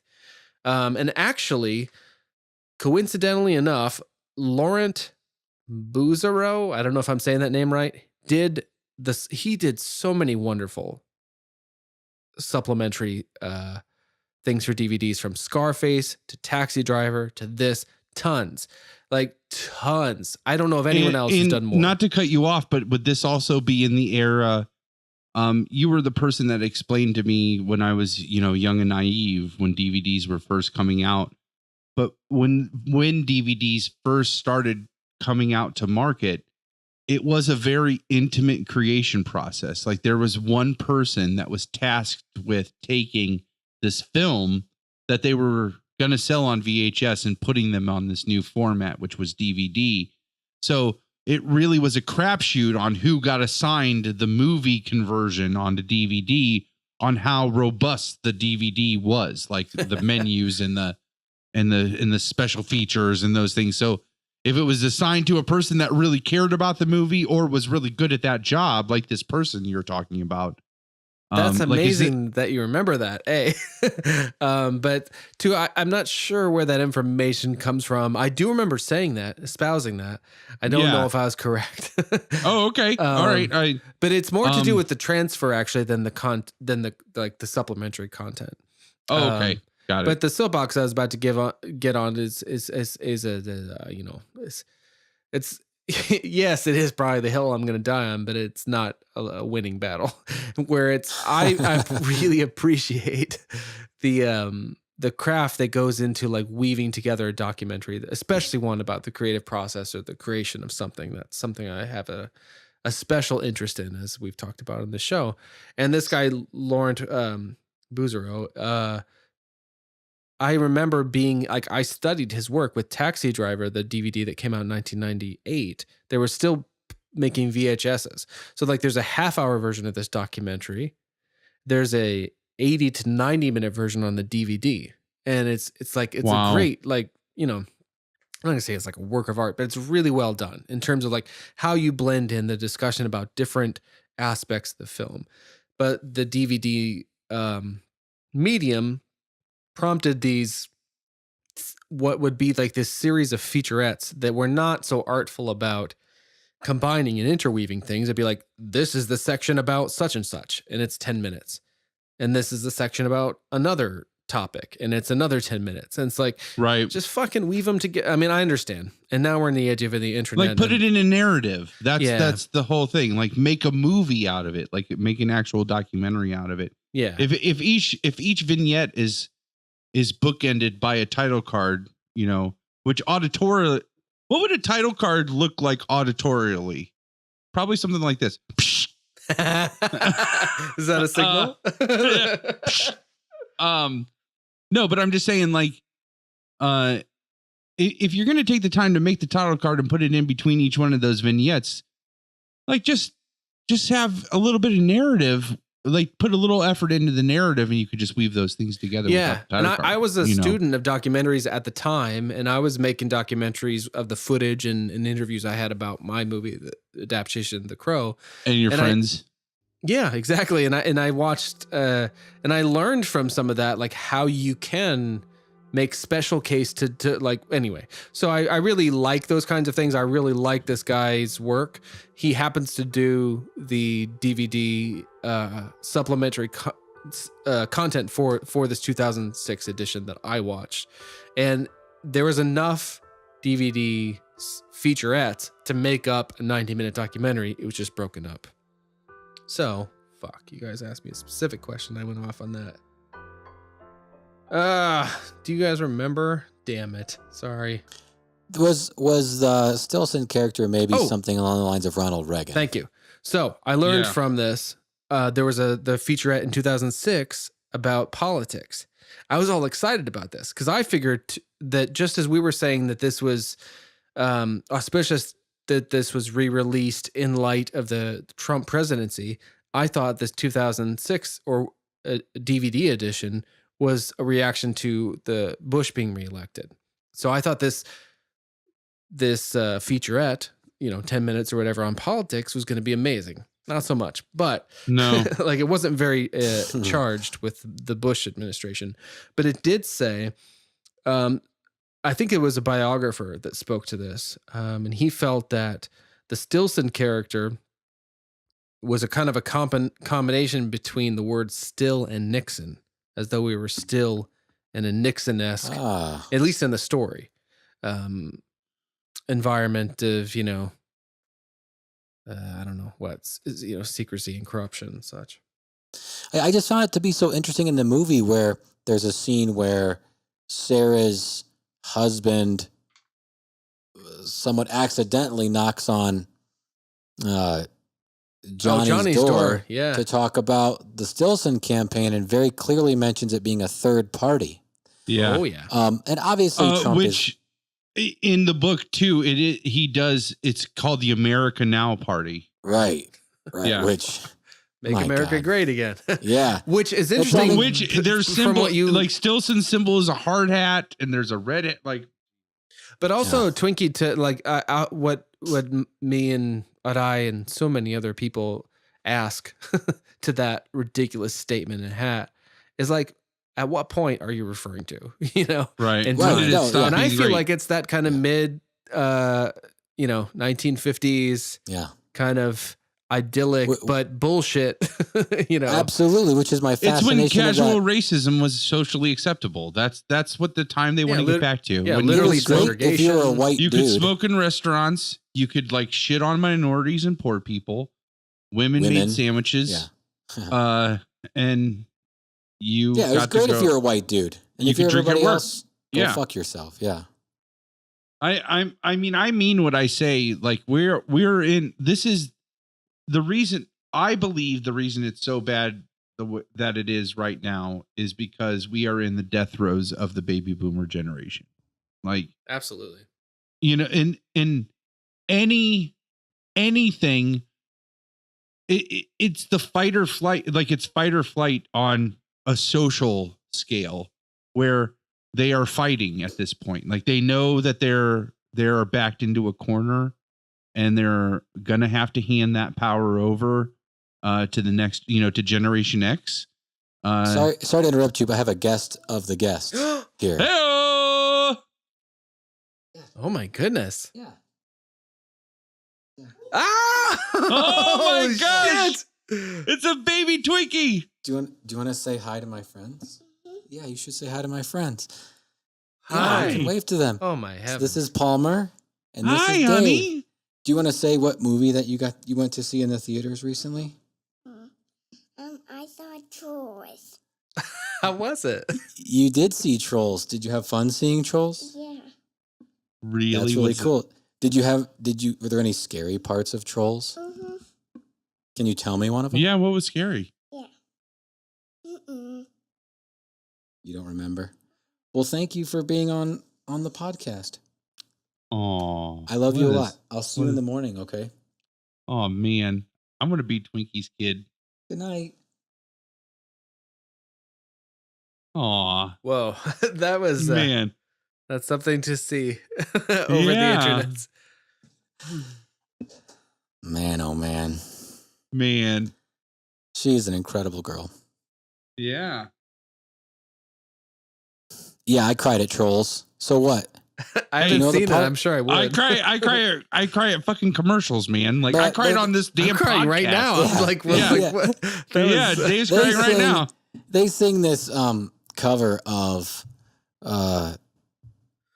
True Colors by oh man, yeah, Totally that's blanking. by Cyndi Lauper. Cyndi Yeah, Lauper. Cyndi Lauper. Fuck, I'm like yeah. It's so touching. It's really good. Yeah. That is Yeah, really that's awesome. good. Oh my god, That's my daughter. that's incredible, is- dude.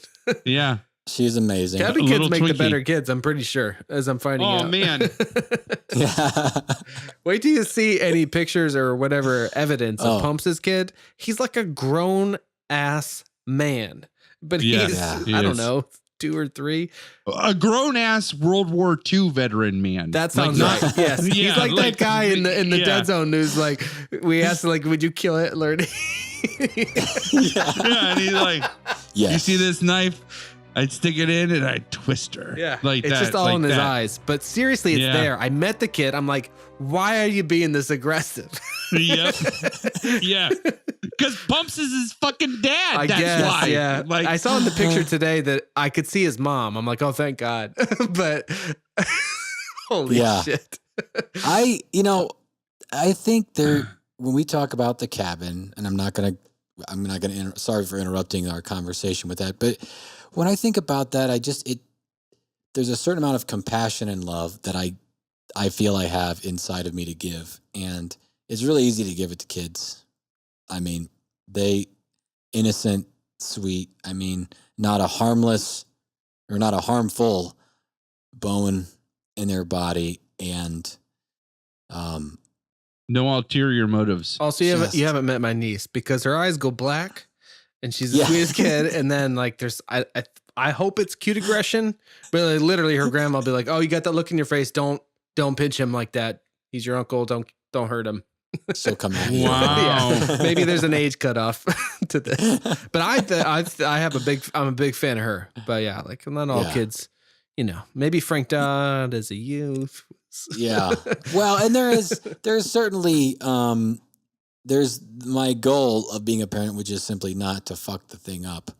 Frankly, Yeah. the whole parenting thing. I mean, I don't refer to her as an it. She's wonderful, but fuck the whole parenting thing up. Honestly, I feel like a lot of times if I just get out of the way, she'll do fantastic. But Yep.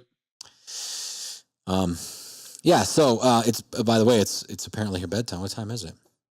It is 10:30 Eastern time. Oh yeah, perfect. Oh, do so we were need to gonna take a break? Oh yeah, maybe we should do a break. We have one viewer now. We've had really? 0 viewers for this entire 2 hours, and now we have one viewer.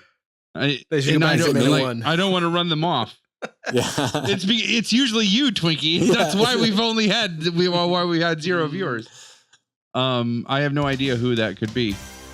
I mean, there's a pretty short list, but yeah. It's probably Double D. Honestly, Yeah, or Moto. Brian. Yeah. Oh, Jesus. I used the wrong name. That's all right. I don't think there's a he's note hiding there. from anyone. I think he's like Logan. He's like, fucking tell him my real name. Yeah.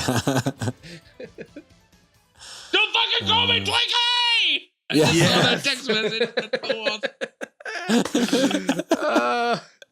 Do you want to Oh, so put awesome. your girl to bed though, sir? I would take a break right now. Yeah, Okay. let's take 5. Sorry, viewer, whoever you are.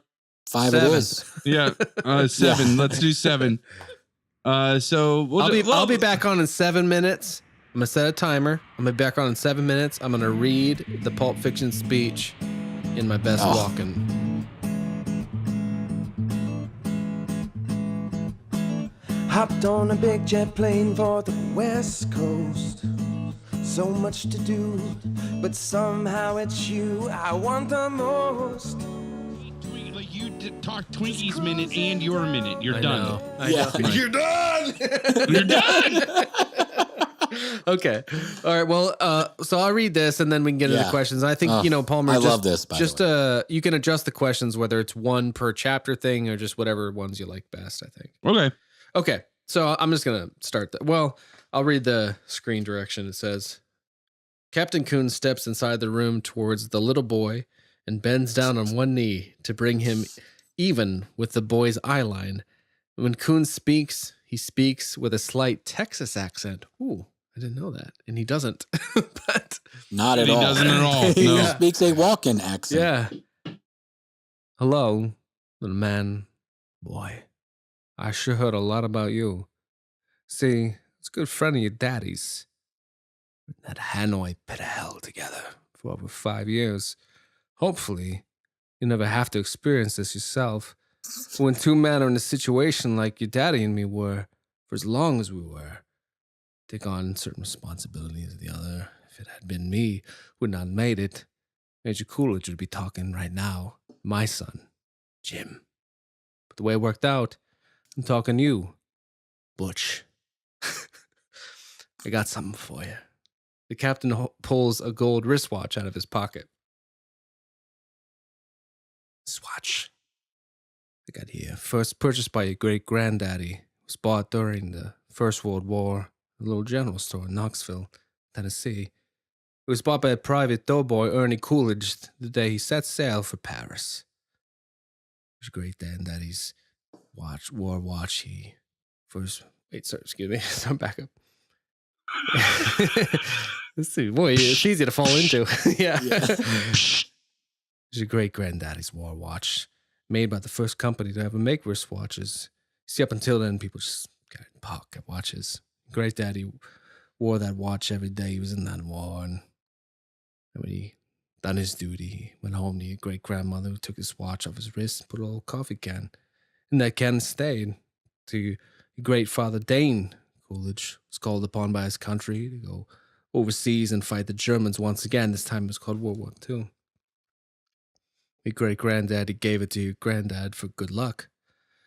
Unfortunately, Dane's luck wasn't as good as your old man's. Your granddad was a Marine. He was killed with all the other Marines in the Battle of Wake Island. Granddad knew he was facing death. He knew it. None of those boys had any illusions about ever leaving that island alive. So 3 days before the Japanese took the island, his 22-year-old grandfather asked a gunner on the Air Force transport named Unaki, man he'd never met before in his life, to deliver his infant son he'd never seen before in the flesh. It's called watch. 3 days later, your granddad was dead, but Unaki kept his word. After the war was over, he paid a visit to your grandmother, delivering to his infant father. His dad's called watch. This watch. This watch was your granddad's. It was on his wrist. He was shot down over Hanoi. He was captured and put in Vietnamese prison camp. Now he knew if the gooks ever saw this watch, it'd be confiscated, taken away. Where your daddy looked at it, this watch was your birthright. He'd be damned if he'd let his slopes put the greasy yellow hands on this boy's birthright. So he hid it. The only place he knew he could hide something is his ass. Man. 5 long years, he wore this watch up his ass. Then he died of dysentery. Give me the watch. Did the watch give him the shits? I always wanted to know. Like, what is like? It's almost over. He's like, I'm sorry. I'm sorry. No, it's all right. It's okay. I hid this uncomfortable hunk of metal up my ass for 2 years. Then, for 7 years, home to my family, and now, man, give this watch to you. Ding! and then Butch wakes up. Whoa, that was fun to think about and read. Thanks for indulging me. No problem. Watching that, like, I understand the point of why he's trying to impart to the audience the value of the watch, but you're like, did it need Chris Walken to come in and deliver? Oh yeah. Yes. Of course, as you go to appreciate, you realize why you would do such a thing. But it's so funny too. Later, when Butch is he's mad at his girlfriend for getting the watch, he's like, he tries to impart like why it's important to him, and then we as an audience, I'm not gonna get into it right now. He went through a fucking lot. Yeah. It's so interesting too, like the watch and the wheel. It's like it kind of brings us back to the dead zone in a roundabout way. Mon amour, you give me oral pleasure. Will you kiss it? Yeah. You first. Thank you for indulging me on that shit. The movie that made a generation of film fans, man. That's true. Yeah. You know what? I had not so I remember watching Pulp Fiction with you, Twinkie, in my basement room. Really? And I do not remember, though I had no idea that, because it was the last time or the time before you were on where you talked, like that was a huge influential part. And I had no idea. Like, I mean, it was a huge movie for me to see, and I remember watching it in the room, like down there with you, and but yeah, no, that was awesome. That, like, you're right. It totally, I think, just solidified my I love certainly of had film. never seen a movie like that before, and very few since then. Yeah, absolutely. And to just like be able to pull off the disjointed narrative like that. I really feel like I did okay till the anal rape scene, and then I was like, I don't. Yeah. What? You know, I was holding it together with. In all fairness, though, anal rape really can put the brakes on any situation. Like, things are going smoothly, then anal rape. Yeah. It was all great until that anal rape happened. You know? Commonly overheard at dinner talk. Yes. Well, we were having a great time. Yeah, that's right. The cult meetings. Oh, I think there might be actually more to that than what you'd like to believe, but anyway. Oh yeah, man. we learn in the dead zone what happens if you repress Twinkie, that kind of stuff. This is two lay people, like, from the outside. Trust me, it looks like a cult. Like, that's not a hard sell, man. Like, when I mean, full disclosure, like, I'm ultimately a preacher's kid, so I'm not. Yeah, but you know, of a moderate. I mean, I don't know your dad. Well, I know yes. I don't want to. I guess I can't. My dad's still very much alive and important to me, so I don't want to. And I have nothing bad to say about my dad's religious faith. Is the kind that's very inspiring. It's quiet, unassuming, doesn't push it on anybody. It is not Vera at all. No, not in the least. It's the kind of thing that actually gives you faith, because it's like, if this person tells you about their experience, which he did at one point, and I'm just like, fuck. It was at a point where I didn't know what to make of that. I got and lost faith at a certain point in a lot of things. And I told him, I remember saying that it's like, I'm afraid to say this to my mom, because my mom's not a Vera Smith, but my mom, you know, whatever, if nothing else, wants to be secure in the knowledge that her son is good with the eyes of God, you know? Yeah, sure. Yeah. And I didn't feel so much at the time or even now, but I said that to my dad, and he gave me the most like disarming response, where it's like, I don't really want to say exactly, but it was this kind of the sort of quiet, assured, unassuming faith that doesn't impose anything on anyone is inspiring to see. Yeah. But that's to say, I'm not unfamiliar with the importance of religion in someone's life or family. Sure. I just think that people who are religious in a healthy way aren't concerned about their views being scrutinized a little bit, just like anybody else's views. You can say, I can understand why you'd be skeptical, but A, B, and C, here's why I think that I believe the way I do. But my experience is simply things kind of getting hidden away. And any sort of questioning or scrutiny is simply met with different tactics other than a calm explanation as to why these things are the way they are. You know, there's other opportunities for that. I also felt like there, I have heard that some people who left the church were the church, capital T, as we're talking about it, from Wayne County. Yeah. were because they either got tired of or did not care about honoring the club. Like, Right. we are all together. I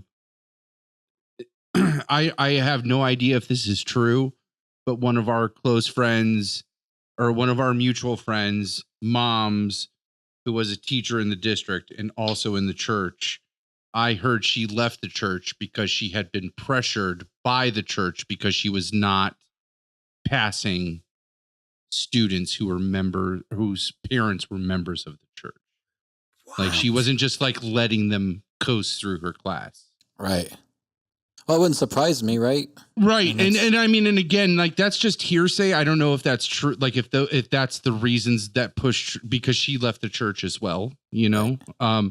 I don't know if that's what it was, but that type of like boys club mentality with like the church members, like not obviously not boys, but just like, not just boys, but just like your fucking mob. Yeah, La Cosa Nostra, or La the Cosa, but again, Wayne like County. you hear like that same kind of like special preferential treatment with like Masons or any kind of like organized thing like that. But man, does that feel dirty? It does. As an really educator, does. like, it really feels like you want to really hope that's not true. Like, when I first heard that, I'm like, that's not true. There's no way that's true. They might be misguided. It might be a little like culty, but there's no way that they just want their kids to just be given grades, like passing grades, like there's no way that's true. One of my favorite exercises when I left and had kind of put some distance between myself was to say, well, there's about, 800, 900 people every Sunday that show up there. Yeah. And you're telling me that not a single person out of the thousands that have ever been born and gone through that process, none of those people were ever gay. Yeah, ever. Oh my God. Not a single person ever. And then I go back, I'm like, that person was totally gay. Yep. Not because but you see the hints and the kind of telltale signs of someone who struggles with who they really are versus what they're supposed to be, as I did. And you tend to overcompensate sometimes by becoming super anti-gay when you feel like you need to do that to defend the feelings that you have inside. And I find that to be a really intriguing piece of the puzzle where how must it feel to be trapped like that and know that you will never, ever, ever be who you really are? I mean, terrible. That's so hell. Like, that's a version of hell is what that is, which that's so disheartening. Is especially disheartening considering it's supposed to be like the antithesis of that. Right. Which is what Dave is talking about with his father. Yeah. Yeah. All right. Well, let's get back on Dead Zone. Enough Vera Smith talk. It is 10:57 Eastern time. Twinkie, Dave and I were talking. We're shooting for did I say 11, Dave? I think you said 11. Midnight, which would be like, it's almost 11, like an hour and 3 minutes. Yeah, no, not 11. Let's do it. So kind of wrap up before 11. I love this idea of hitting these questions that we posed and not answered. Yeah. So, all right. So let's just do, all right. You know what? Fuck it. I am going to keep a timer.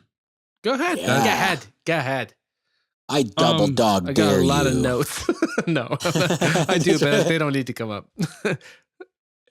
I'll try to work them in. Here's interesting ones. So I'll give, like, we each get a minute. I'm not even going to answer. How about you two just talk? All right. I think we can all answer. Like, there may or may not be easy answers to some of these questions, and we could defer, etc. All right. So, this is because I just have a one-time read through this. I'm sure I didn't catch a lot of things, and I may just not have. All right. So, I'm going to. So this was from the first assignment. So there's three. How about this? I'll read all three questions, and then as the three of us, we'll pick two of those to talk about, and then we'll go round robin and like give our take on those questions. How's that sound? Great. All right, so this first one. So here's the three questions. What characters and situations stick out and why? That's a really boring question. What situations and events does King touch on that drive the bulk of his intention with the story so far? From the 1970s. I'm sorry. What situations and events from the 1970s does he touch on that helps drive his story?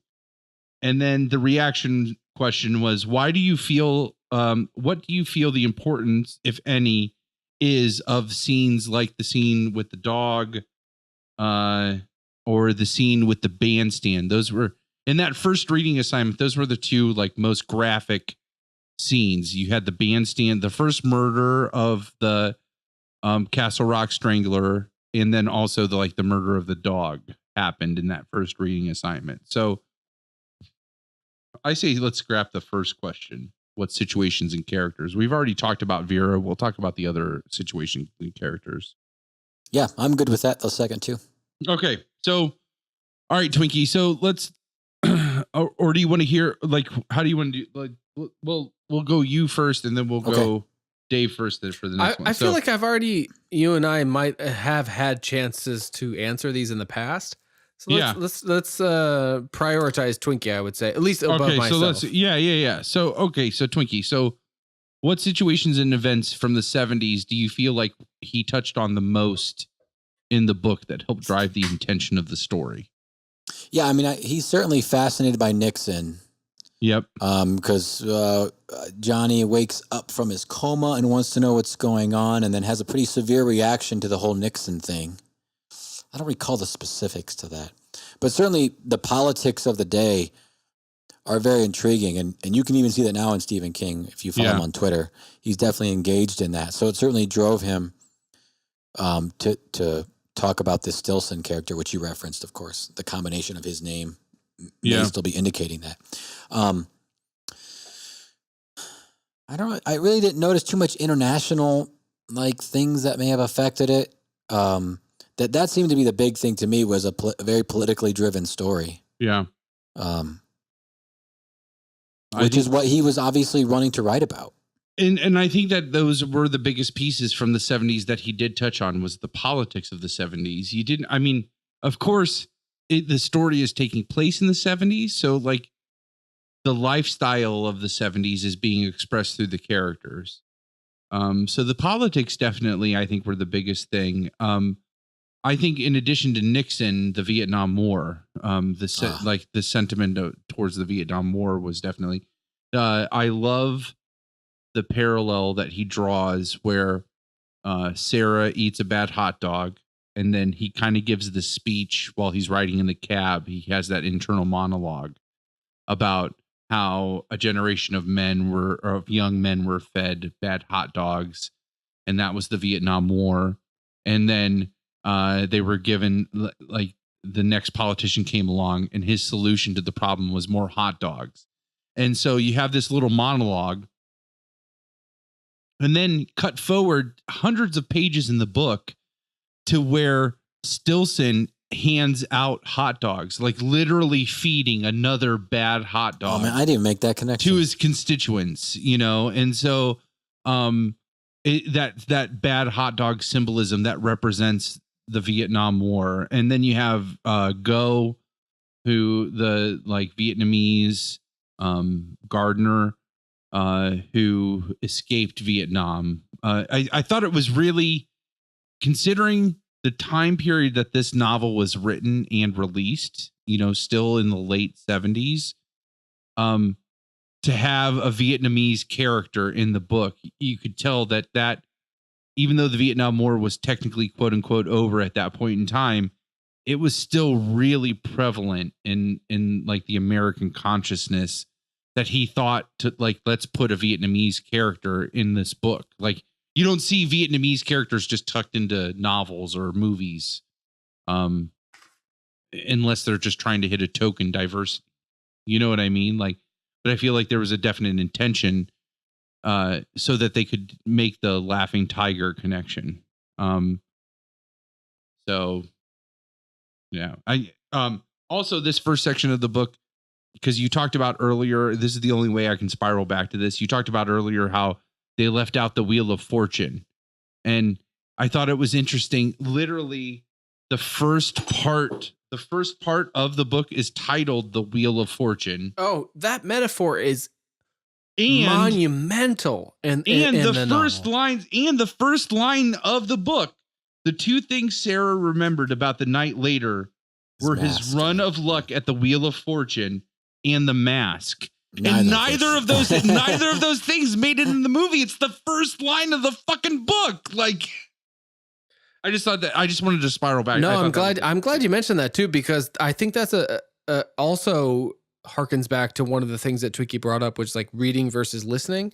When you listen to it, you just kind of hear the events, washes over you. But when you read it, because I did a little bit of both, only like I listened to it and then I looked back at my text, and those kind of really overt foreshadowings about the Wheel of Fortune, or like a chapter starting with the sentence you just read, got by me as a listener. I don't think it would have as a reader. Yeah, that's totally true. And I had to, only because I had listened to the book like 3 times relatively close altogether, right? Is when it was that second or third time through where I was like, Jesus, this Wheel of Fortune section is really long. And that's when I took my actual hard copy of the book and just went from, okay, this is when that section starts and this is where it ends. It's like 20 or 30 pages. Like, that's a size. And again, the whole first part of the book is called The Wheel of Fortune, like, it's just a huge piece of symbolism that I found very interesting that Cronenberg decided to omit from the movie. Even so, like, to the point that they went to, like, he took her to that carnival or to that amusement park. And I'm like, oh yeah, man, this is going to lead right to the Wheel of Fortune scene. Like, I'm really interested to see how they're going to do that scene. Roller coaster. And they cut right from the roller coaster to him pulling up to her apartment. And it wasn't even that she was sick, right? Like, it was just like the storm was coming and he wanted, some things are worth waiting for. They made him even more pure than he already was in the book. Like, there was a couple times where I'm just like, Johnny is just like this every American, like the ideal American male. And you're just it's also like when you have Walken as that, it was literally comical. Like when you had him at the beginning and because I know I bring up Last Temptation of Christ a lot on this podcast, but I think that movie is fucking amazing. Twinkie, have you seen that? I have. It's on my list of like 17 movies that you guys talk about that I've yet to see. I would put it up there. I mean, it's like, I'm not going to say it's like 100% successful movie, but it's very interesting, and especially if you look into it.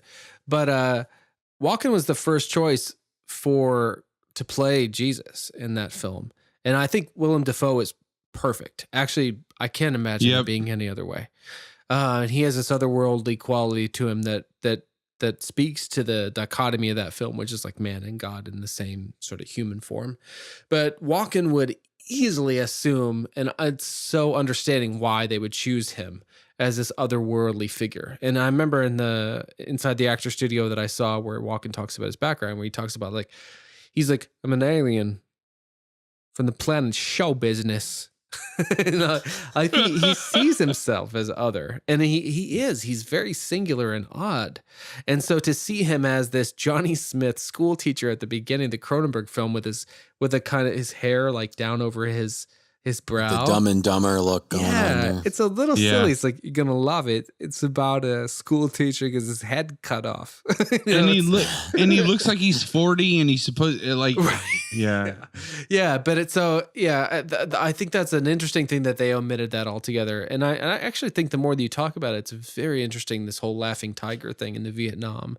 I don't know that that's been explored enough in the analysis of the book by either us or anyone else, but I don't want to get too derailed. Well, I think it just knowing that Stilson represents Nixon, right? It's this like recurring fear of Nixon. Is that what you said earlier? That's what someone like the biographer said, like this idea of still Nixon. He also said this thing that I thought was interesting to share, which is that King, that he thought that Johnny is a proxy of Stephen King, the writer at this point, being thrust into the limelight. The Dead Zone. Oh, that, you know what? And that actually ties to some, well, that's getting because we're gonna spiral back to that in some of these questions. Yeah, that's interesting. So let's hold on to that. Yeah, we'll hold on to that. But the Dead Zone, I also learned, was Stephen King's first novel to get in the like hardcover bestseller list. So of all these, really? that's what they're saying in these supplementary materials and stuff in the biographer.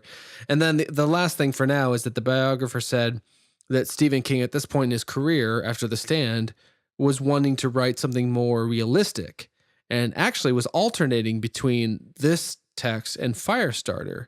So like he was writing Firestarter, which I haven't started to listen to just yet, but has sort of telekinesis as a basis yet again. Pyrokinesis, right? That's why it's Firestarter. But it's like mental, sort of mental, like through telepathy or whatever it is, like Carrie or Dead Zone or Firestarter.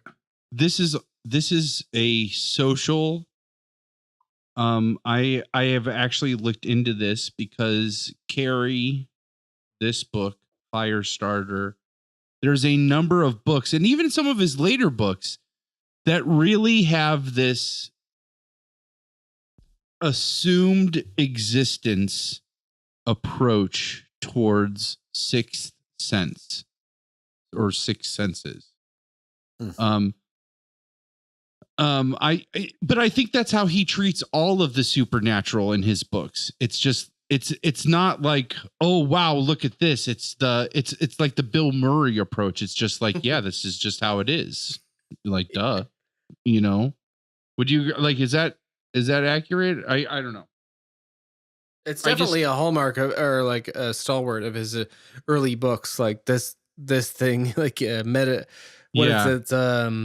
meditations on a theme or something, or variations on a theme. I want to know what Twinkie thinks about some of these more extreme scenes, because I can imagine as a first time King reader how these hit you, because I, as someone who's early in the chronology but listening a lot, I've mentioned this on the podcast, but like I forget sometimes that he's primarily associated as a horror fiction writer. Like I get shocked sometimes, like what the fuck, like with the killing of a dog or something, because and a lot of times he's not great like that. He just tells stories, and then sometimes they get really ugly. This is a great one. I'm glad that you spiraled back to this, because like Twinkie sent that text when we were planning this recording, where he's like, I was expecting the book to be a lot more like scary and rapey, and it ended up being way more scary psychologically. Yeah, way more mindfucky. Yeah. Yes. Then like hashtag mindfucky. Yes. Yeah. Then like, although like which is funny because the dog scene and the bandstand scene, like those are classic King. Both like violence towards dogs is just like having these overly zealot, overbearing female characters. Violence towards dogs is a recurring theme of his that just happens. I know. Right? It's gut wrenching every time it happens. It's gut wrenching. And I the only thing I like to think it's because he always has dogs and he writes about his dogs whenever he's doing like being autobiographical. I think it's just like his dogs just pissed him off that day, and he's just like, fuck it, I'm going to beat you to death. Like, I'm going to kick you to death in my book, like, because I can't kick you to death in real life. I also think of it as like, he imagines like, what's the worst thing? Like, it's like, that's probably more, that's probably closer to what it is like, both. That would be devastating. Like, yeah. Well, because I think you're asking as a reader, what kind of person is this? Yep. Obviously, unfortunately, we're all too familiar with serial killers, or I mean, that's not, but you don't really hear in the news doesn't necessarily report, hey, live from X, Y, and Z, this person just kicked a dog to death. That doesn't make the news. And so that to me is almost more jarring. And it's like, what kind of person takes out their frustration, anger, whatever those emotions are, boiling on something that very obviously cannot respond, Right. Like, that's literally textbook of like what telltale signs of you're going to be a serial killer if you hurt animals. Yep. Yeah. So that's the terrifying part. That's the thing where I don't read that scene. I'm not necessarily like laying at night thinking about the actual movements of the man going up and kicking the dog. I'm thinking like, what kind of person is that? Like, well, we think we know what kind of person that is. Yep. And then as the story progresses, it fills in your fear with something even far more terrifying. Double D had a great observation about that, the dog scene where he could have walked away. And I think on all of these vignettes was Stillson. The last one being with the banker where he's like, we need to prime the pump and I need this money, because all the scenes with Stillson after that point are him as a politician. You don't see these like backroom Stillson scenes anymore.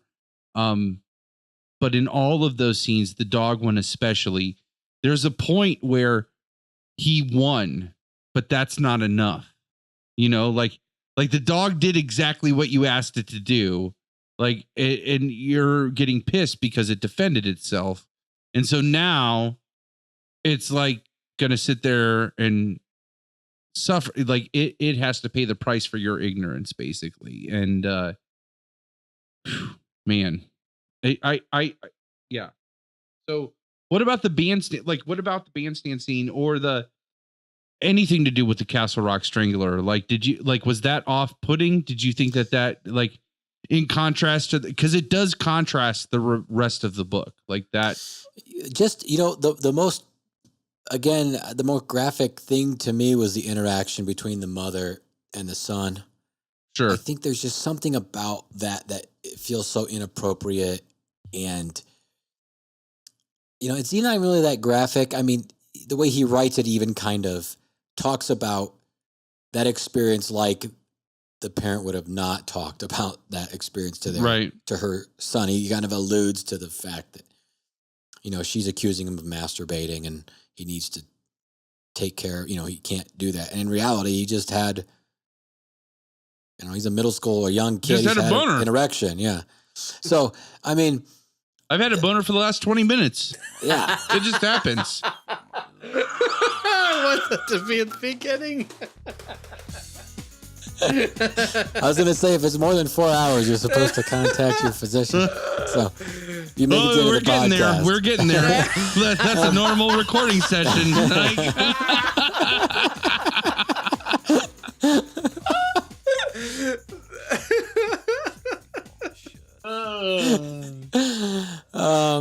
So it's scenes like that more than even like the actual killing and murdering. I guess maybe just because I'm somewhat hardened to it. It's on the news all the time. Yep. Another shooting, we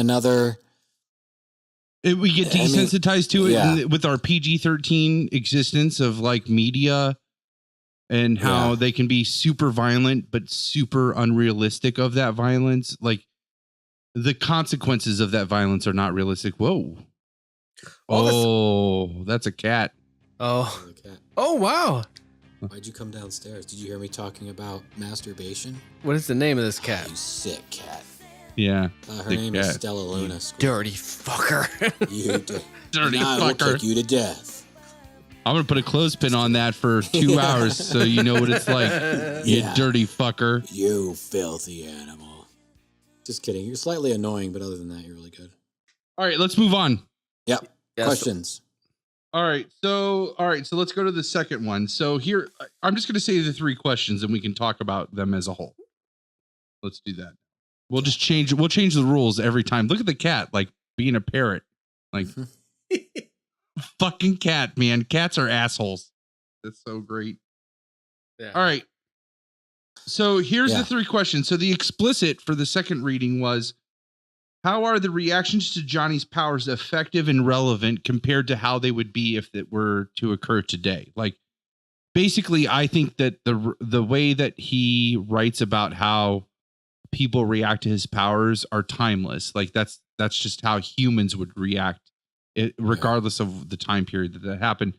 So I want to get back to that conversation. That's the question that would lead to that conversation, Dave, about this. He represents King. jump to stardom. That's so interesting. Mm-hmm. What parallels exist in all the Stilson scenes? So up to this point in the book, you would have the dog, you'd have Sonny, the first time we meet Sonny, you have the kid, like the mayor's or the city councilman's nephew who wore the like let's fuck t-shirt or whatever. Or hey baby, let's fuck. Is that what it says? Like, hey baby, let's fuck. That should be one of the long walk short drink t-shirts or strap shirts. Hey baby, let's fuck. Like, and then the businessman, we end with that on that reading assignment where that's the prime the pump. And was so awesome was right before Dave and I recorded that conversation for this reading assignment, Trump had come out claiming to have coined the phrase prime the pump. I remember you guys talking about that. He did. That was incredible. And he did come out. And like here we had just read proof from like 30 years ago that used that phrase prime the pump, like proving that you did not invent that phrase like that. Yeah. Well, facts have never alternative facts. Before, we have alternative facts. So. I have this note in my it goes back to what we were talking about before, the scene where Dodd's mom shoots Johnny in the stairwell and stuff.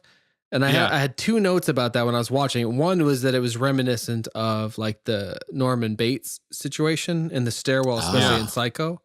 That was I feel like that was kind of intentional, actually, the Norman Bates mother thing. And then also that stairwell staging of everything. But I have this thing that literally says in my notes, non sequitur, Trump on the escalator going down. So when we were first introduced to this asshole as a candidate, he was trying to make this grand entrance. He's on an escalator going down. So to contrast that with like sophisticated film grammar in The Exorcist, William Friedkin will tell you at every point in the commentary, etc., every time he gets a chance to show Father Karras, he's going up. He's going upstairs. He's ascending.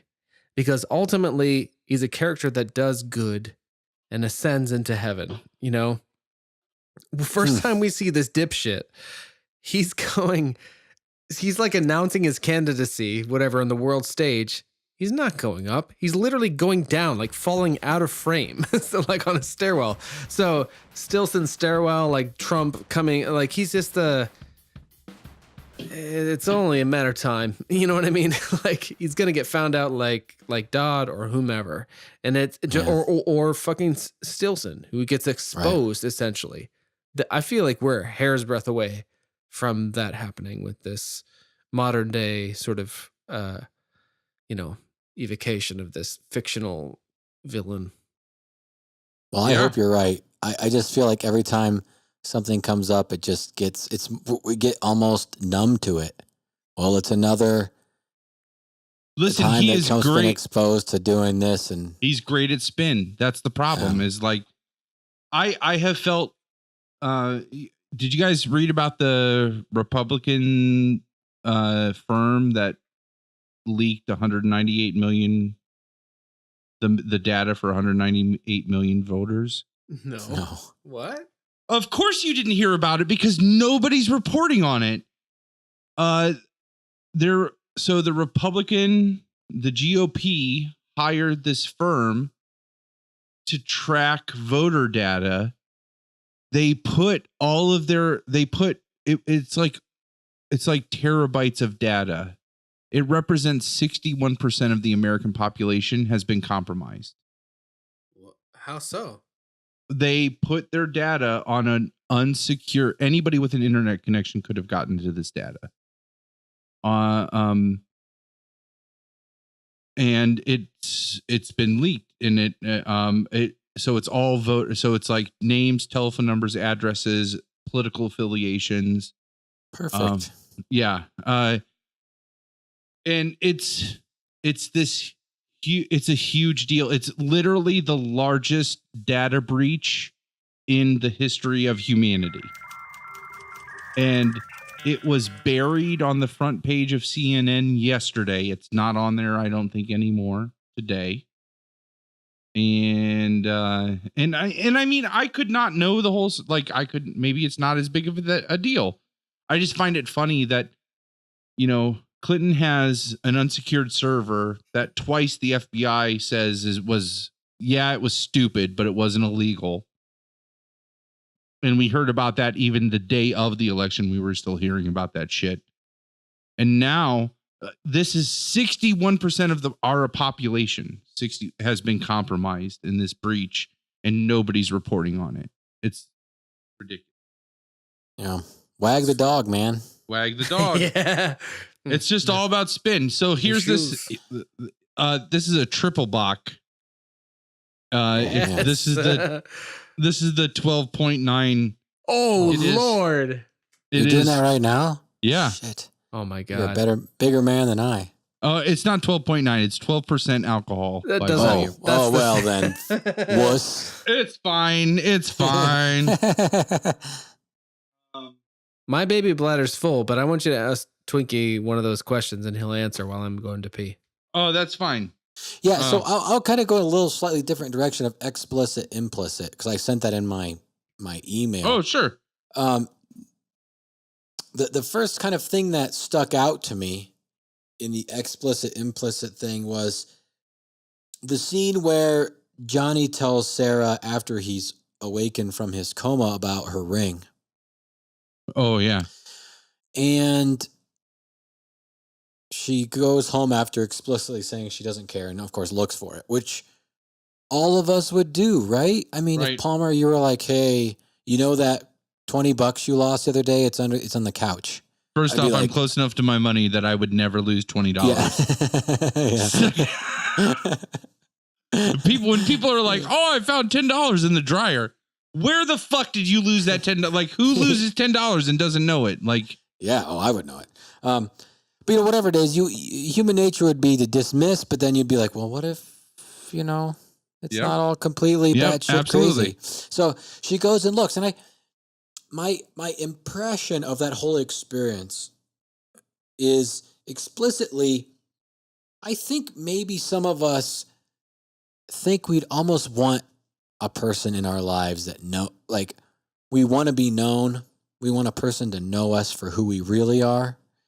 You know, we work hard at, that's what relationships are, is to try to be really clear about our expectations, our needs, our wants. Communication. Right? It all boils down to communication. To be known.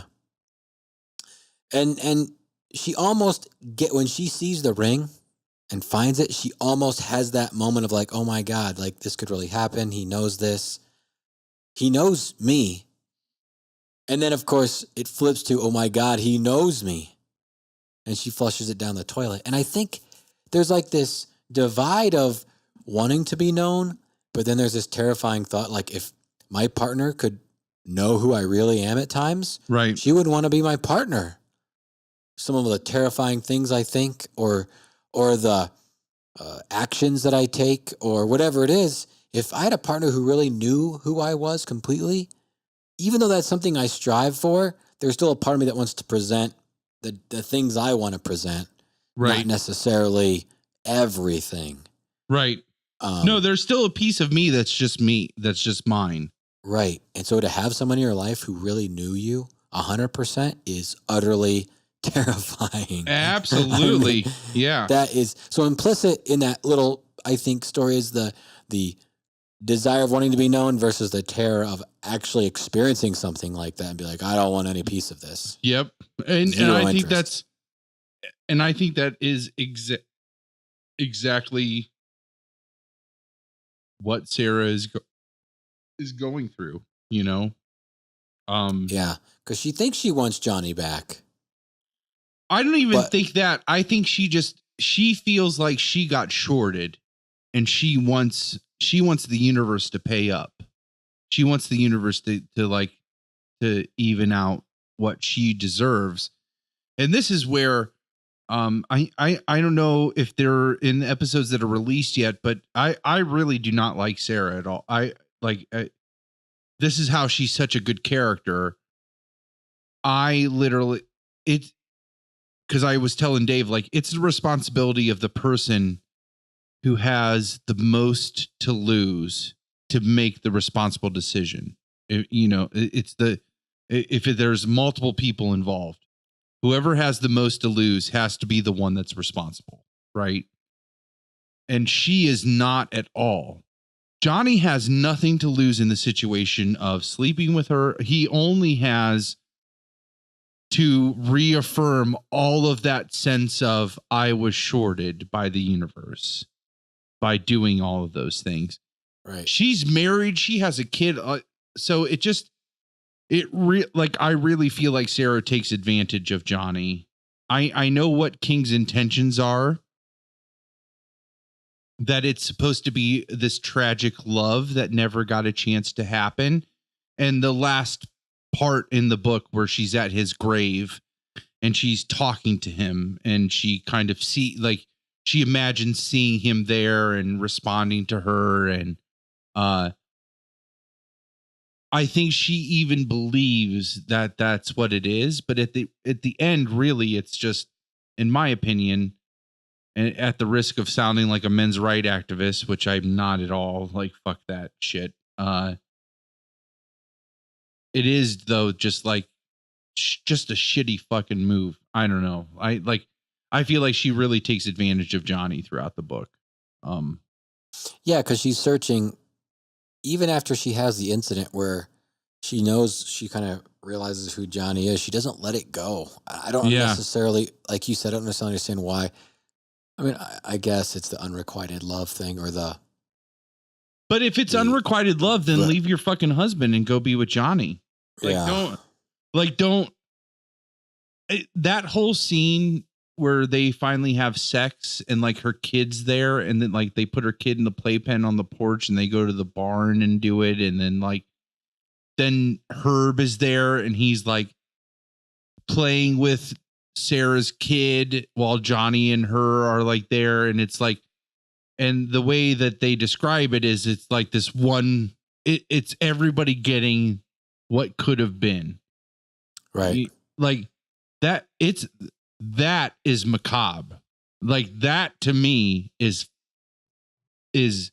sadistic and shit. Like, it's, everybody is deluding themselves. Herb is deluding himself. Johnny's deluding himself. Sarah's deluding herself. And then that poor fucking child is there, all in the middle of all of that, innocent and just being taken advantage of by all those people there. Right. His mom is denying his existence by still pursuing Johnny. Johnny's pretending like it's his kid. Herb's pretending like it's his grandkid. And that poor fucking kid has no idea what's going on. Like, that's dark. That's just dark. All of it. Yeah. Because there's this sense of, they almost wanted to play, like you said, we want to play family for a little bit, just to see what it would have been like, or something like that. That's so. Let me. Yeah, maybe we can just hit a couple more. What are we at? 9 or like 11:30 your time? Yeah. Oh yeah, 11:30 our time. We're doing okay. Dave sent a text here. He's like, "Sorry guys, there's a fucked up chemical smell here. We're trying to get to the bottom of it. Smells like something is burning. We got to find out where. We'll be back soon as possible. No problem." Let me text him.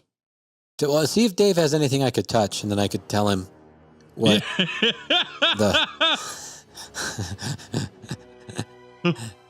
No, if you need him to touch something to see if there is a fire. Like, maybe hold your hand, Mark.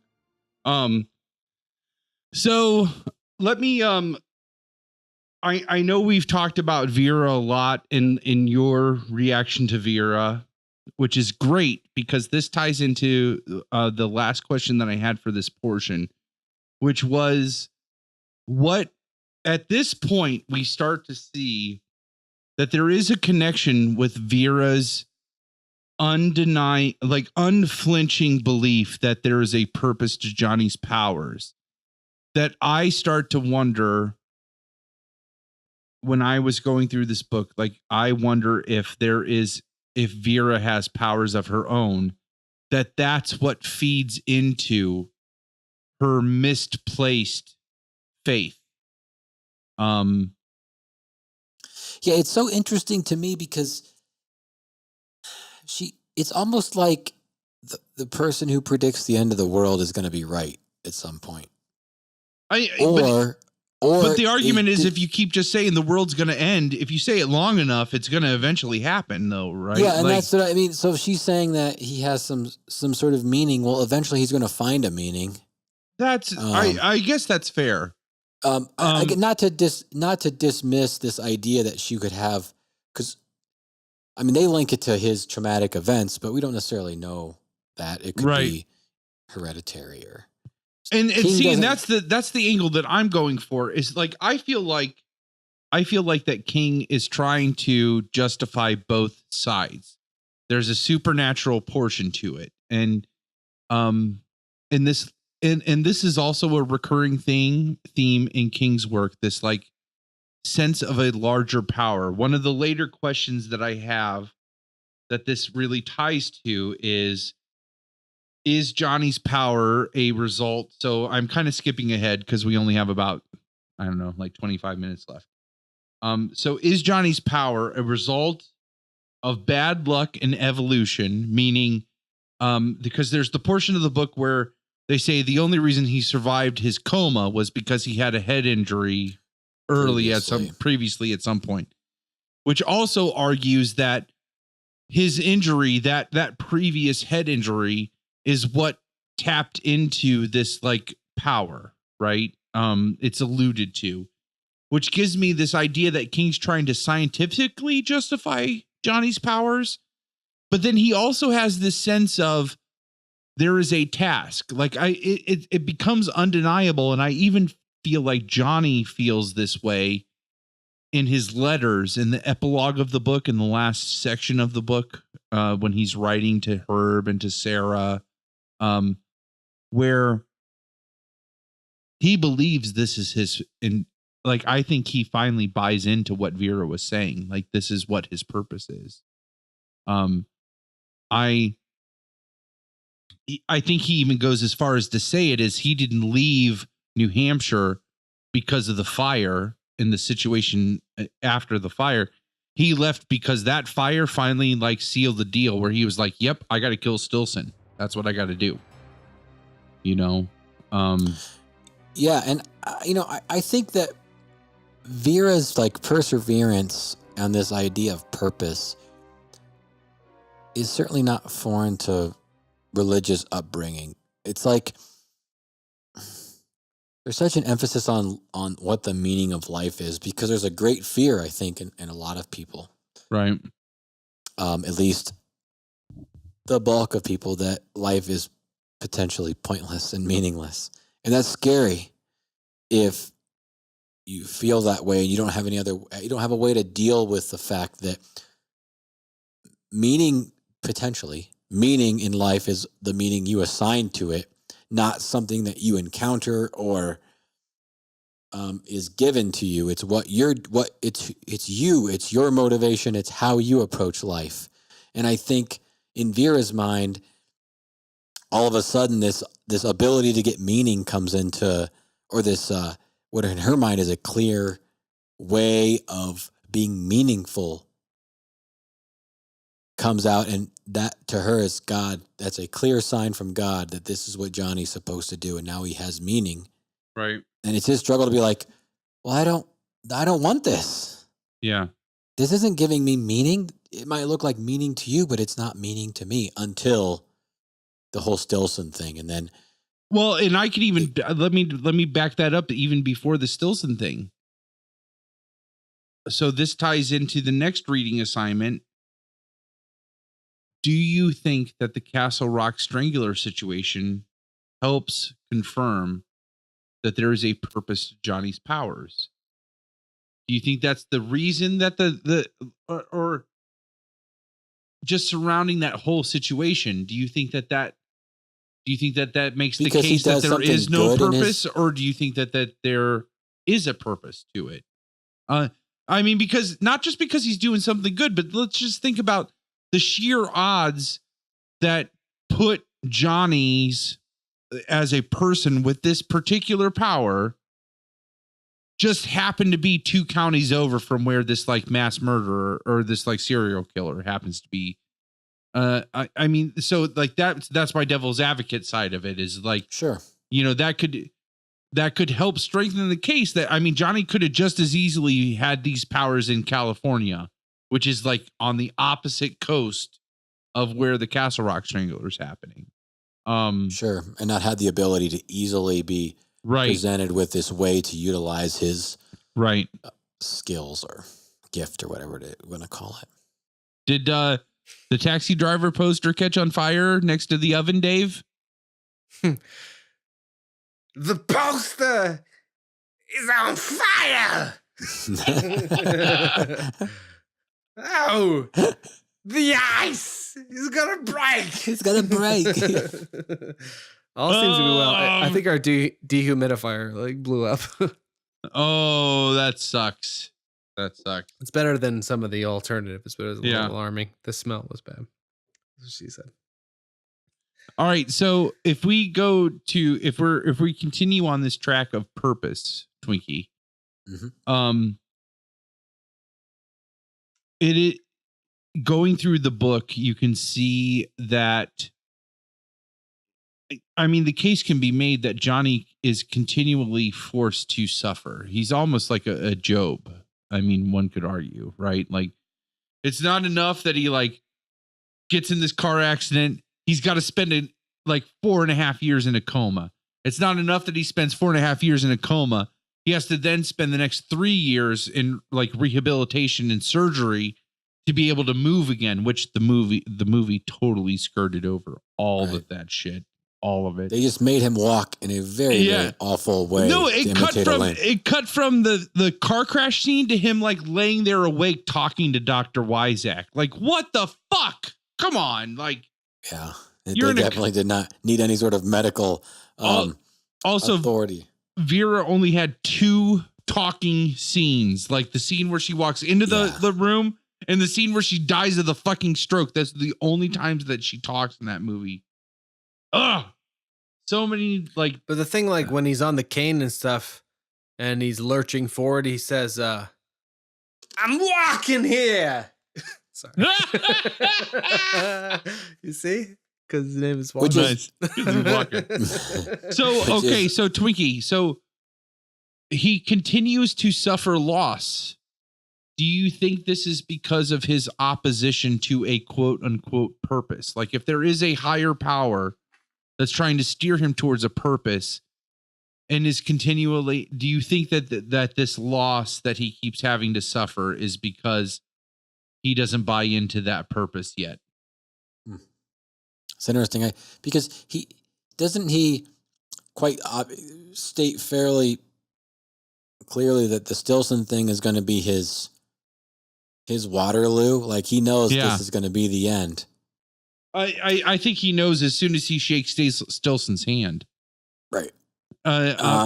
Which ties to the last question of that section. Yeah, I think to me he's kind of going wherever. Well, he certainly makes a decision on the Castle Rock Strangler. And it's the first time I feel like he has the press conference and that's really a terrible experience. But he really makes a decision in that Castle Rock Strangler. He's going to go and do something and help. Like, maybe this is my purpose. Yeah. But there's no indication that there's some sort of like outside force that's making life hard for him simply because he's not playing ball, as it were, with this, with the way things are supposed to be. I never get any indication that that's the case. It's more of circumstances surrounding his ability, which are very supernatural or odd, just the reaction of the average public is making life challenging for him and making life difficult because they're seeing all the uses that his powers have, and he just views it as a curse and that he doesn't want to do it. But I get no indication of any sort of outside involvement other than, I guess, his mom. I guess you could view that as some sort of conduit from God or... Well, and I think the reason that I steered towards these questions is because this, again, is a theme that you see that this is a recurring theme in King's work, purpose versus free will, right? Most of the time he will land on the purpose side. Like there is a higher power working towards, it is a great example of me, and I highly recommend everybody read it. I'm sure as hell not watching that movie. Looks terrifying. You have to watch that movie. Looks so fucking good. It's fucking terrifying. Oh, it looks Did so you good. See the thing where the clown pops out of the water? Yeah, I saw it. No, I can't dude. wait. I can't wait. Can't wait. Fuck no, I'm not watching that. You got to. I love it. I feel like that's like a pull quote. It's like, fuck no, I'm not watching that. Dash Twinkie. Yeah. Dash People Twinkie. go see it. But this is a recurring theme that you see in King's work a lot, where it's power versus free will, or higher power versus free will, or fate, I guess you could say. And I just see a lot of that in The Stand too. Now that I think about it, there's a lot of that in The Stand. Just prior. And all right, so let's switch gears. Let's talk about then the vision that he has at the end of that section is where he finally shakes hands with Stillson, which I love in the movie, though. I love where he goes to shake Stillson's hand when the first time he sees him. And as their hands are about to connect, you hear the chink, and it's Stillson putting a button in his hand. Oh, so yes, he didn't actually it. So he blocks that, like the vision could have happened at that point, but it didn't. Oh, that's interesting. I think I may have missed that. Oh man, I loved that. Was just a nice little nuance that was just so awesome. Which the movie's version of Sunny I liked a lot too. Anyways, so at the end of chapter 20, that's when Johnny finally shakes Stillson's hand and he sees his vision. So let's talk about how that parallels with today, and just like, and how I don't know. Like, I feel like there are so many similarities between Stillson and Trump's campaign and style of talking and symbols that they choose. I don't know so we talked about your tweet. Your tweet said, when did you know you were writing about Trump in the dead zone? Right. So like, just what's your take? Like, as you're reading the book, like, how is it hitting you?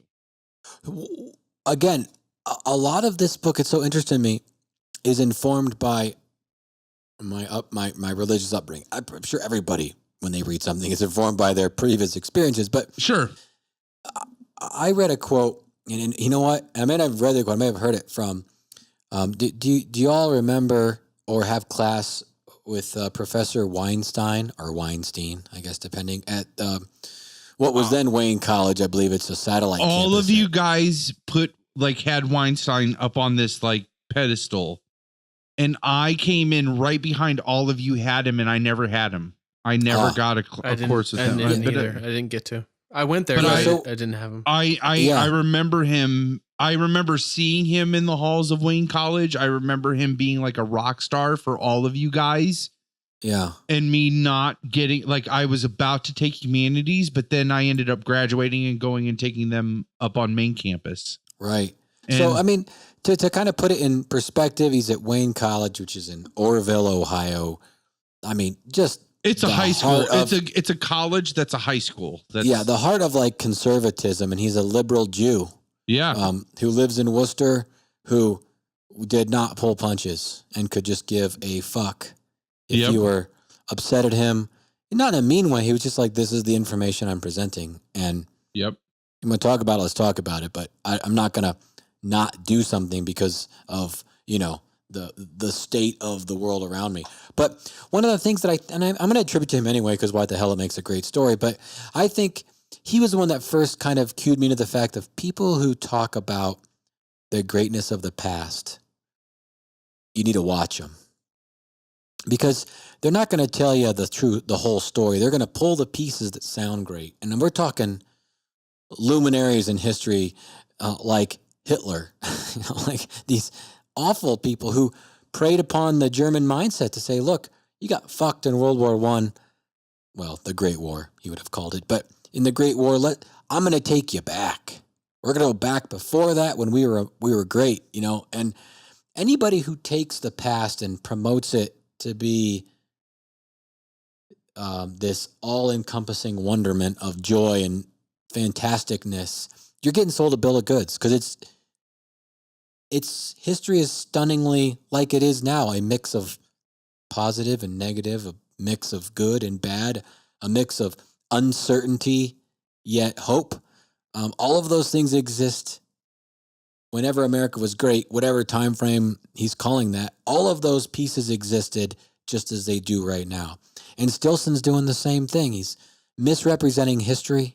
He's selling this past, which is bogus and isn't real. It's not a real past. It's a past generated for people who think that there was a time in history where everybody had jobs and everything was wonderful and marvelous, which never existed. He promises, at least in the movie, he promises jobs to everybody as part of his platform. Well, also, he does 100 push-ups. They cut in at the end of 100 push-ups. Yeah. Who does 100 push-ups? Show me somebody. You fucking do 100 push-ups. You do Lou Diamond push-ups in the middle of Chicago at 2 a.m. That's what you fucking do. I probably did 10, but thank you. Yeah. Diamond Phillips push-ups. How do you even know that? You weren't there? Listen, I know shit, okay? Don't like... So all of that you're not the only you're not the only chronologist of our group. I know, as I was listening to Twinkie's story, he was talking about the past is not this. I'm like, are you telling me that the cabin was not a utopia? Because how dare you, sir? Talk about fucking pedestals. Like that pedestal gets taller the older I get. The cabin. Yeah, I remember growing up in the church that I grew up in, and again, this informs that if people had this mythical, we're going to return to where the women actually looked modest. Yeah. Yeah. And the men were men. Men were men. Men were men. The women were kind of like men too. No. The men were men. There's this appeal to return to simpler times. Yeah. Why can't we just go back to the way things were? The past was so much better than it is now, guys. Look, aren't you scared right now? Don't you feel that dread like something bad could happen? I can promise you safety and security and the way things were. And I remember that growing up in my life, and Stilson does that masterfully. Yep. Through King. So that's how I see him. Yeah, very well said. I think that is spot on. So we're down to 7 minutes. How does So I love what his undoing is. How are you we're in the questions. Are you approaching that? We're in the last 3 questions. Word. So we're going to rapid fire these in the last 7 minutes. You ready?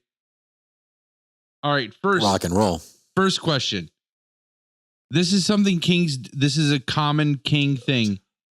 In chapters 24 through the epilogue, through the end of the book, he really starts changing his narrative style to a mixed, I call it mixed media.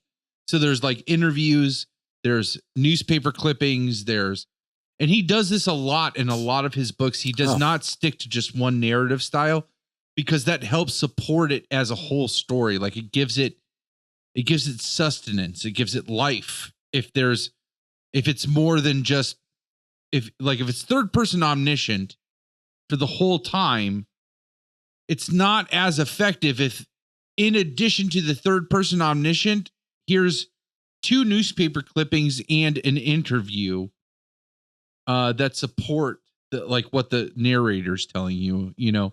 So Sure.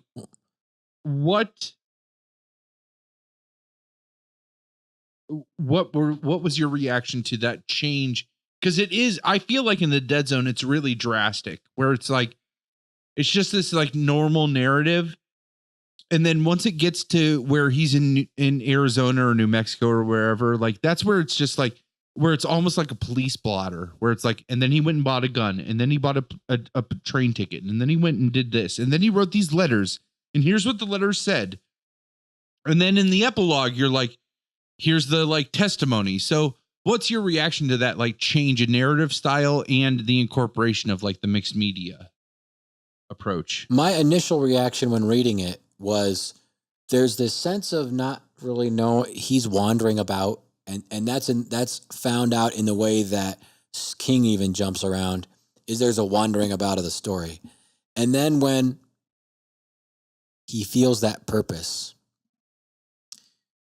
for whatever it's, whether it's inside or outside purpose, whether it's external, internal, King, I think almost portrays that by that like focused, we are on a rail and we are going from here to the point where he's killed by the secret service. Well, and I think, but here's where that's so awesome, is because that's when Johnny finally accepts his fate. Like whether or not that higher power is there, Johnny thinks it is. And then that's when the narrative style switches to this, we're on a rail and we're just barreling through to this like horrific thing. And it ends up not being as horrific as you think it's going to be. So all right. So next question. Real quick though, I think the movie does something really interesting, and obviously to create tension, is they use Denny as the little boy. That was genius. Oh shit. Totally genius. After I watched it, I was like, duh. Well, that's brilliant. It's so brilliant. Whichever screenwriter was like, well, yeah. Especially because he like shakes Stilson's hand, and the next scene is like the end. You like, oh yeah, it happens so fast in the movie. The book just like barrels down the track. Yeah, almost kind of like the movie does the whole time. You know, the movie is very much kind of push you in this almost like CSI, but kind of thriller-ish. When you can see to some extent, like especially when they go to Dodd's house, like when we were talking about that seems so overblown, and like she's shooting, the Dodd's mom is shooting Johnny. I definitely saw in that scene, it's like, oh, I can see how television producers would see this and want to make it into a procedural where they make a crime team out of these people. Right. But yeah, so well, that's a kind of like hackneyed. I don't know, not to downplay it or say that's bad, but as an adaptation, that's a sort of reductive, formulaic rendering of this more subtle and nuanced and interesting story. But in terms of a narrative device and kind of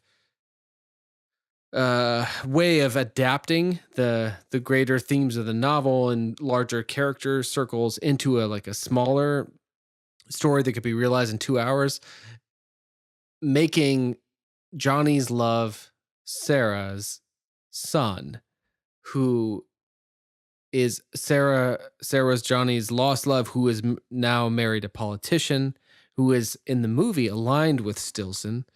And like essentially another brilliant move. I actually thought a lot of the decisions that they made for the movie were brilliant. Like, yeah, as far as if you look at it from if you look at it from, we have this book that's 500 pages long and we need to fit it into an hour and 45 minutes. I think a lot of the choices they made were really, really smart. What we're dancing around is in the end and the climax where Johnny thinks that if he assassinates Stilson, it will undo this version of the future that he's seen. And he is unable to actually kill him, to shoot him. Yeah. But what happens is when he is trying to shoot him, when he's firing off rounds, Stilson reveals his true character by holding up a baby in front of him as a human shield. And in this case, it's his ex-lover Sarah's baby, Denny, that he holds up. So it better localizes that and it hits home. Let's end on this. These last two questions, Twinkie, I want to get your answers to, and they're easy ones to answer. Oh man. And I think I know your answer, what you would answer to at least the first one. The second one is totally up in the air. So the first one is Johnny's power a result of just bad luck in genetics, or is it the result of a higher power what's your take on it? Imposing their will on a helpless Johnny, like a higher power imposing its will on a helpless Johnny. Partially informed by my own beliefs, obviously, but also just in trying to interpret King's writing. I believe it is just he's a hapless participant in bad luck in genetics, just the charade of life, right? Like he had a head injury when a kid that just happened to tap into some portion of the human brain that most of us don't get to access. Right. All right, that's it. And I think King presents both of them so that anybody can relate to it at that point. Sure. Like either way, you could relate to it. All right, last question. Well, movie tidbit. I have three movie tidbits I'm trying to work in. One of them is movie tidbit is they did film a prologue where they filmed the ice thing, and they elected not to use it. Oh, okay, that's good. Maybe they could smartly what caused Johnny cut that into his coma. Yeah. They just skipped it. All right, last question, Twinkie. Oh man. If you could go back and kill Hitler, if you could go back in time and kill Hitler, right? Would you? Which they talk about in this movie, right? I like the movie's conversation way better because because Chris Walken was like, but you're gonna die, if you go back and you do it and you kill him, you're not gonna survive.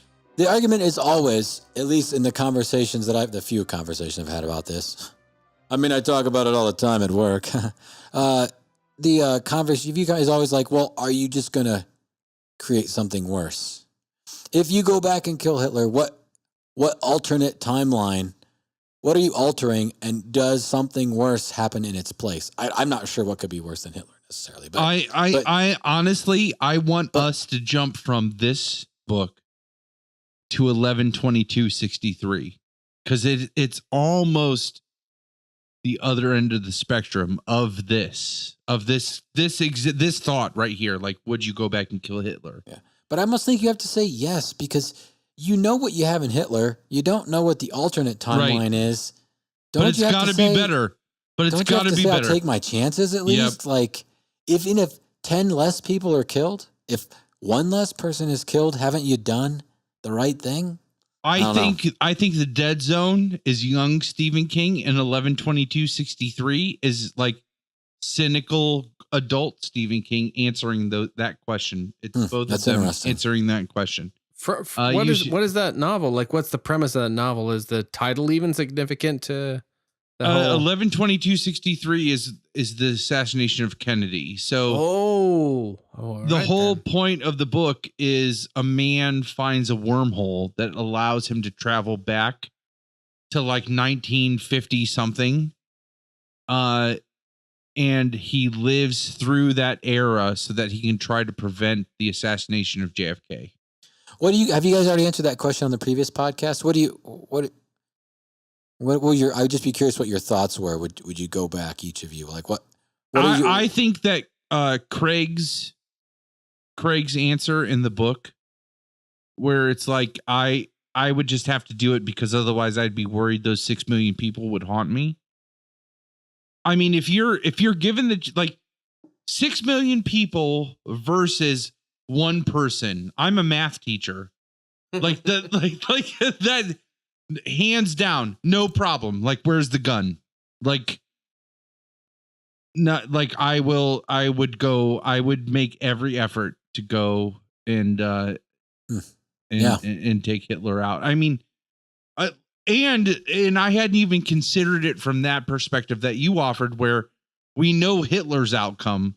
Like, what could be worse than 6 million people being killed, like euthanized, Yeah, if we had access to the multiverse, which posits that there are alternate universes, each with varying believe in. timelines, Which I we believe could in. find out, we could access what happens without Hitler, because there's a universe right now that exists according to the multiverse theory wherein Hitler doesn't rise to power.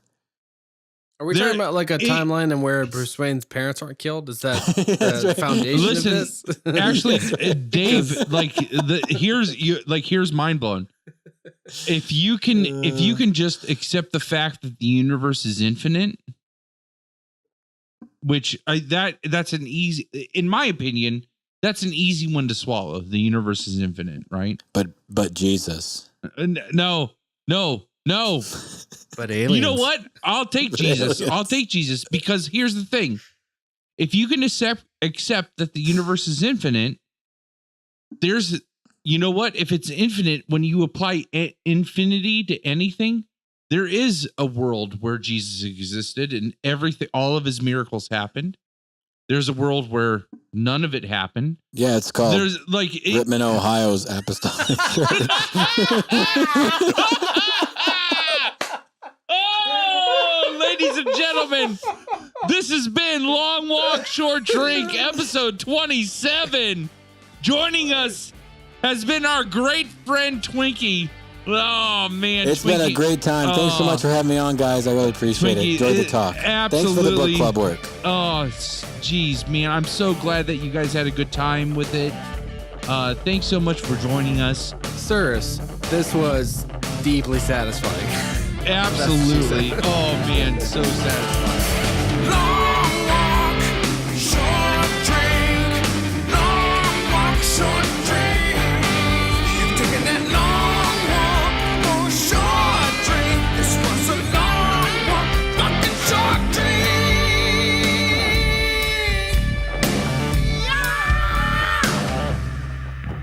We'll get there eventually. I don't know. It's like if you had a cupcake and then it had your favorite frosting on it, and it was your favorite cupcake, and on top of frosting was your favorite sprinkles, and then somebody came in and put like a cherry on top of your favoriteest thing, you would just be like, how can this possibly get any better? And that's what Chris Walken is to that.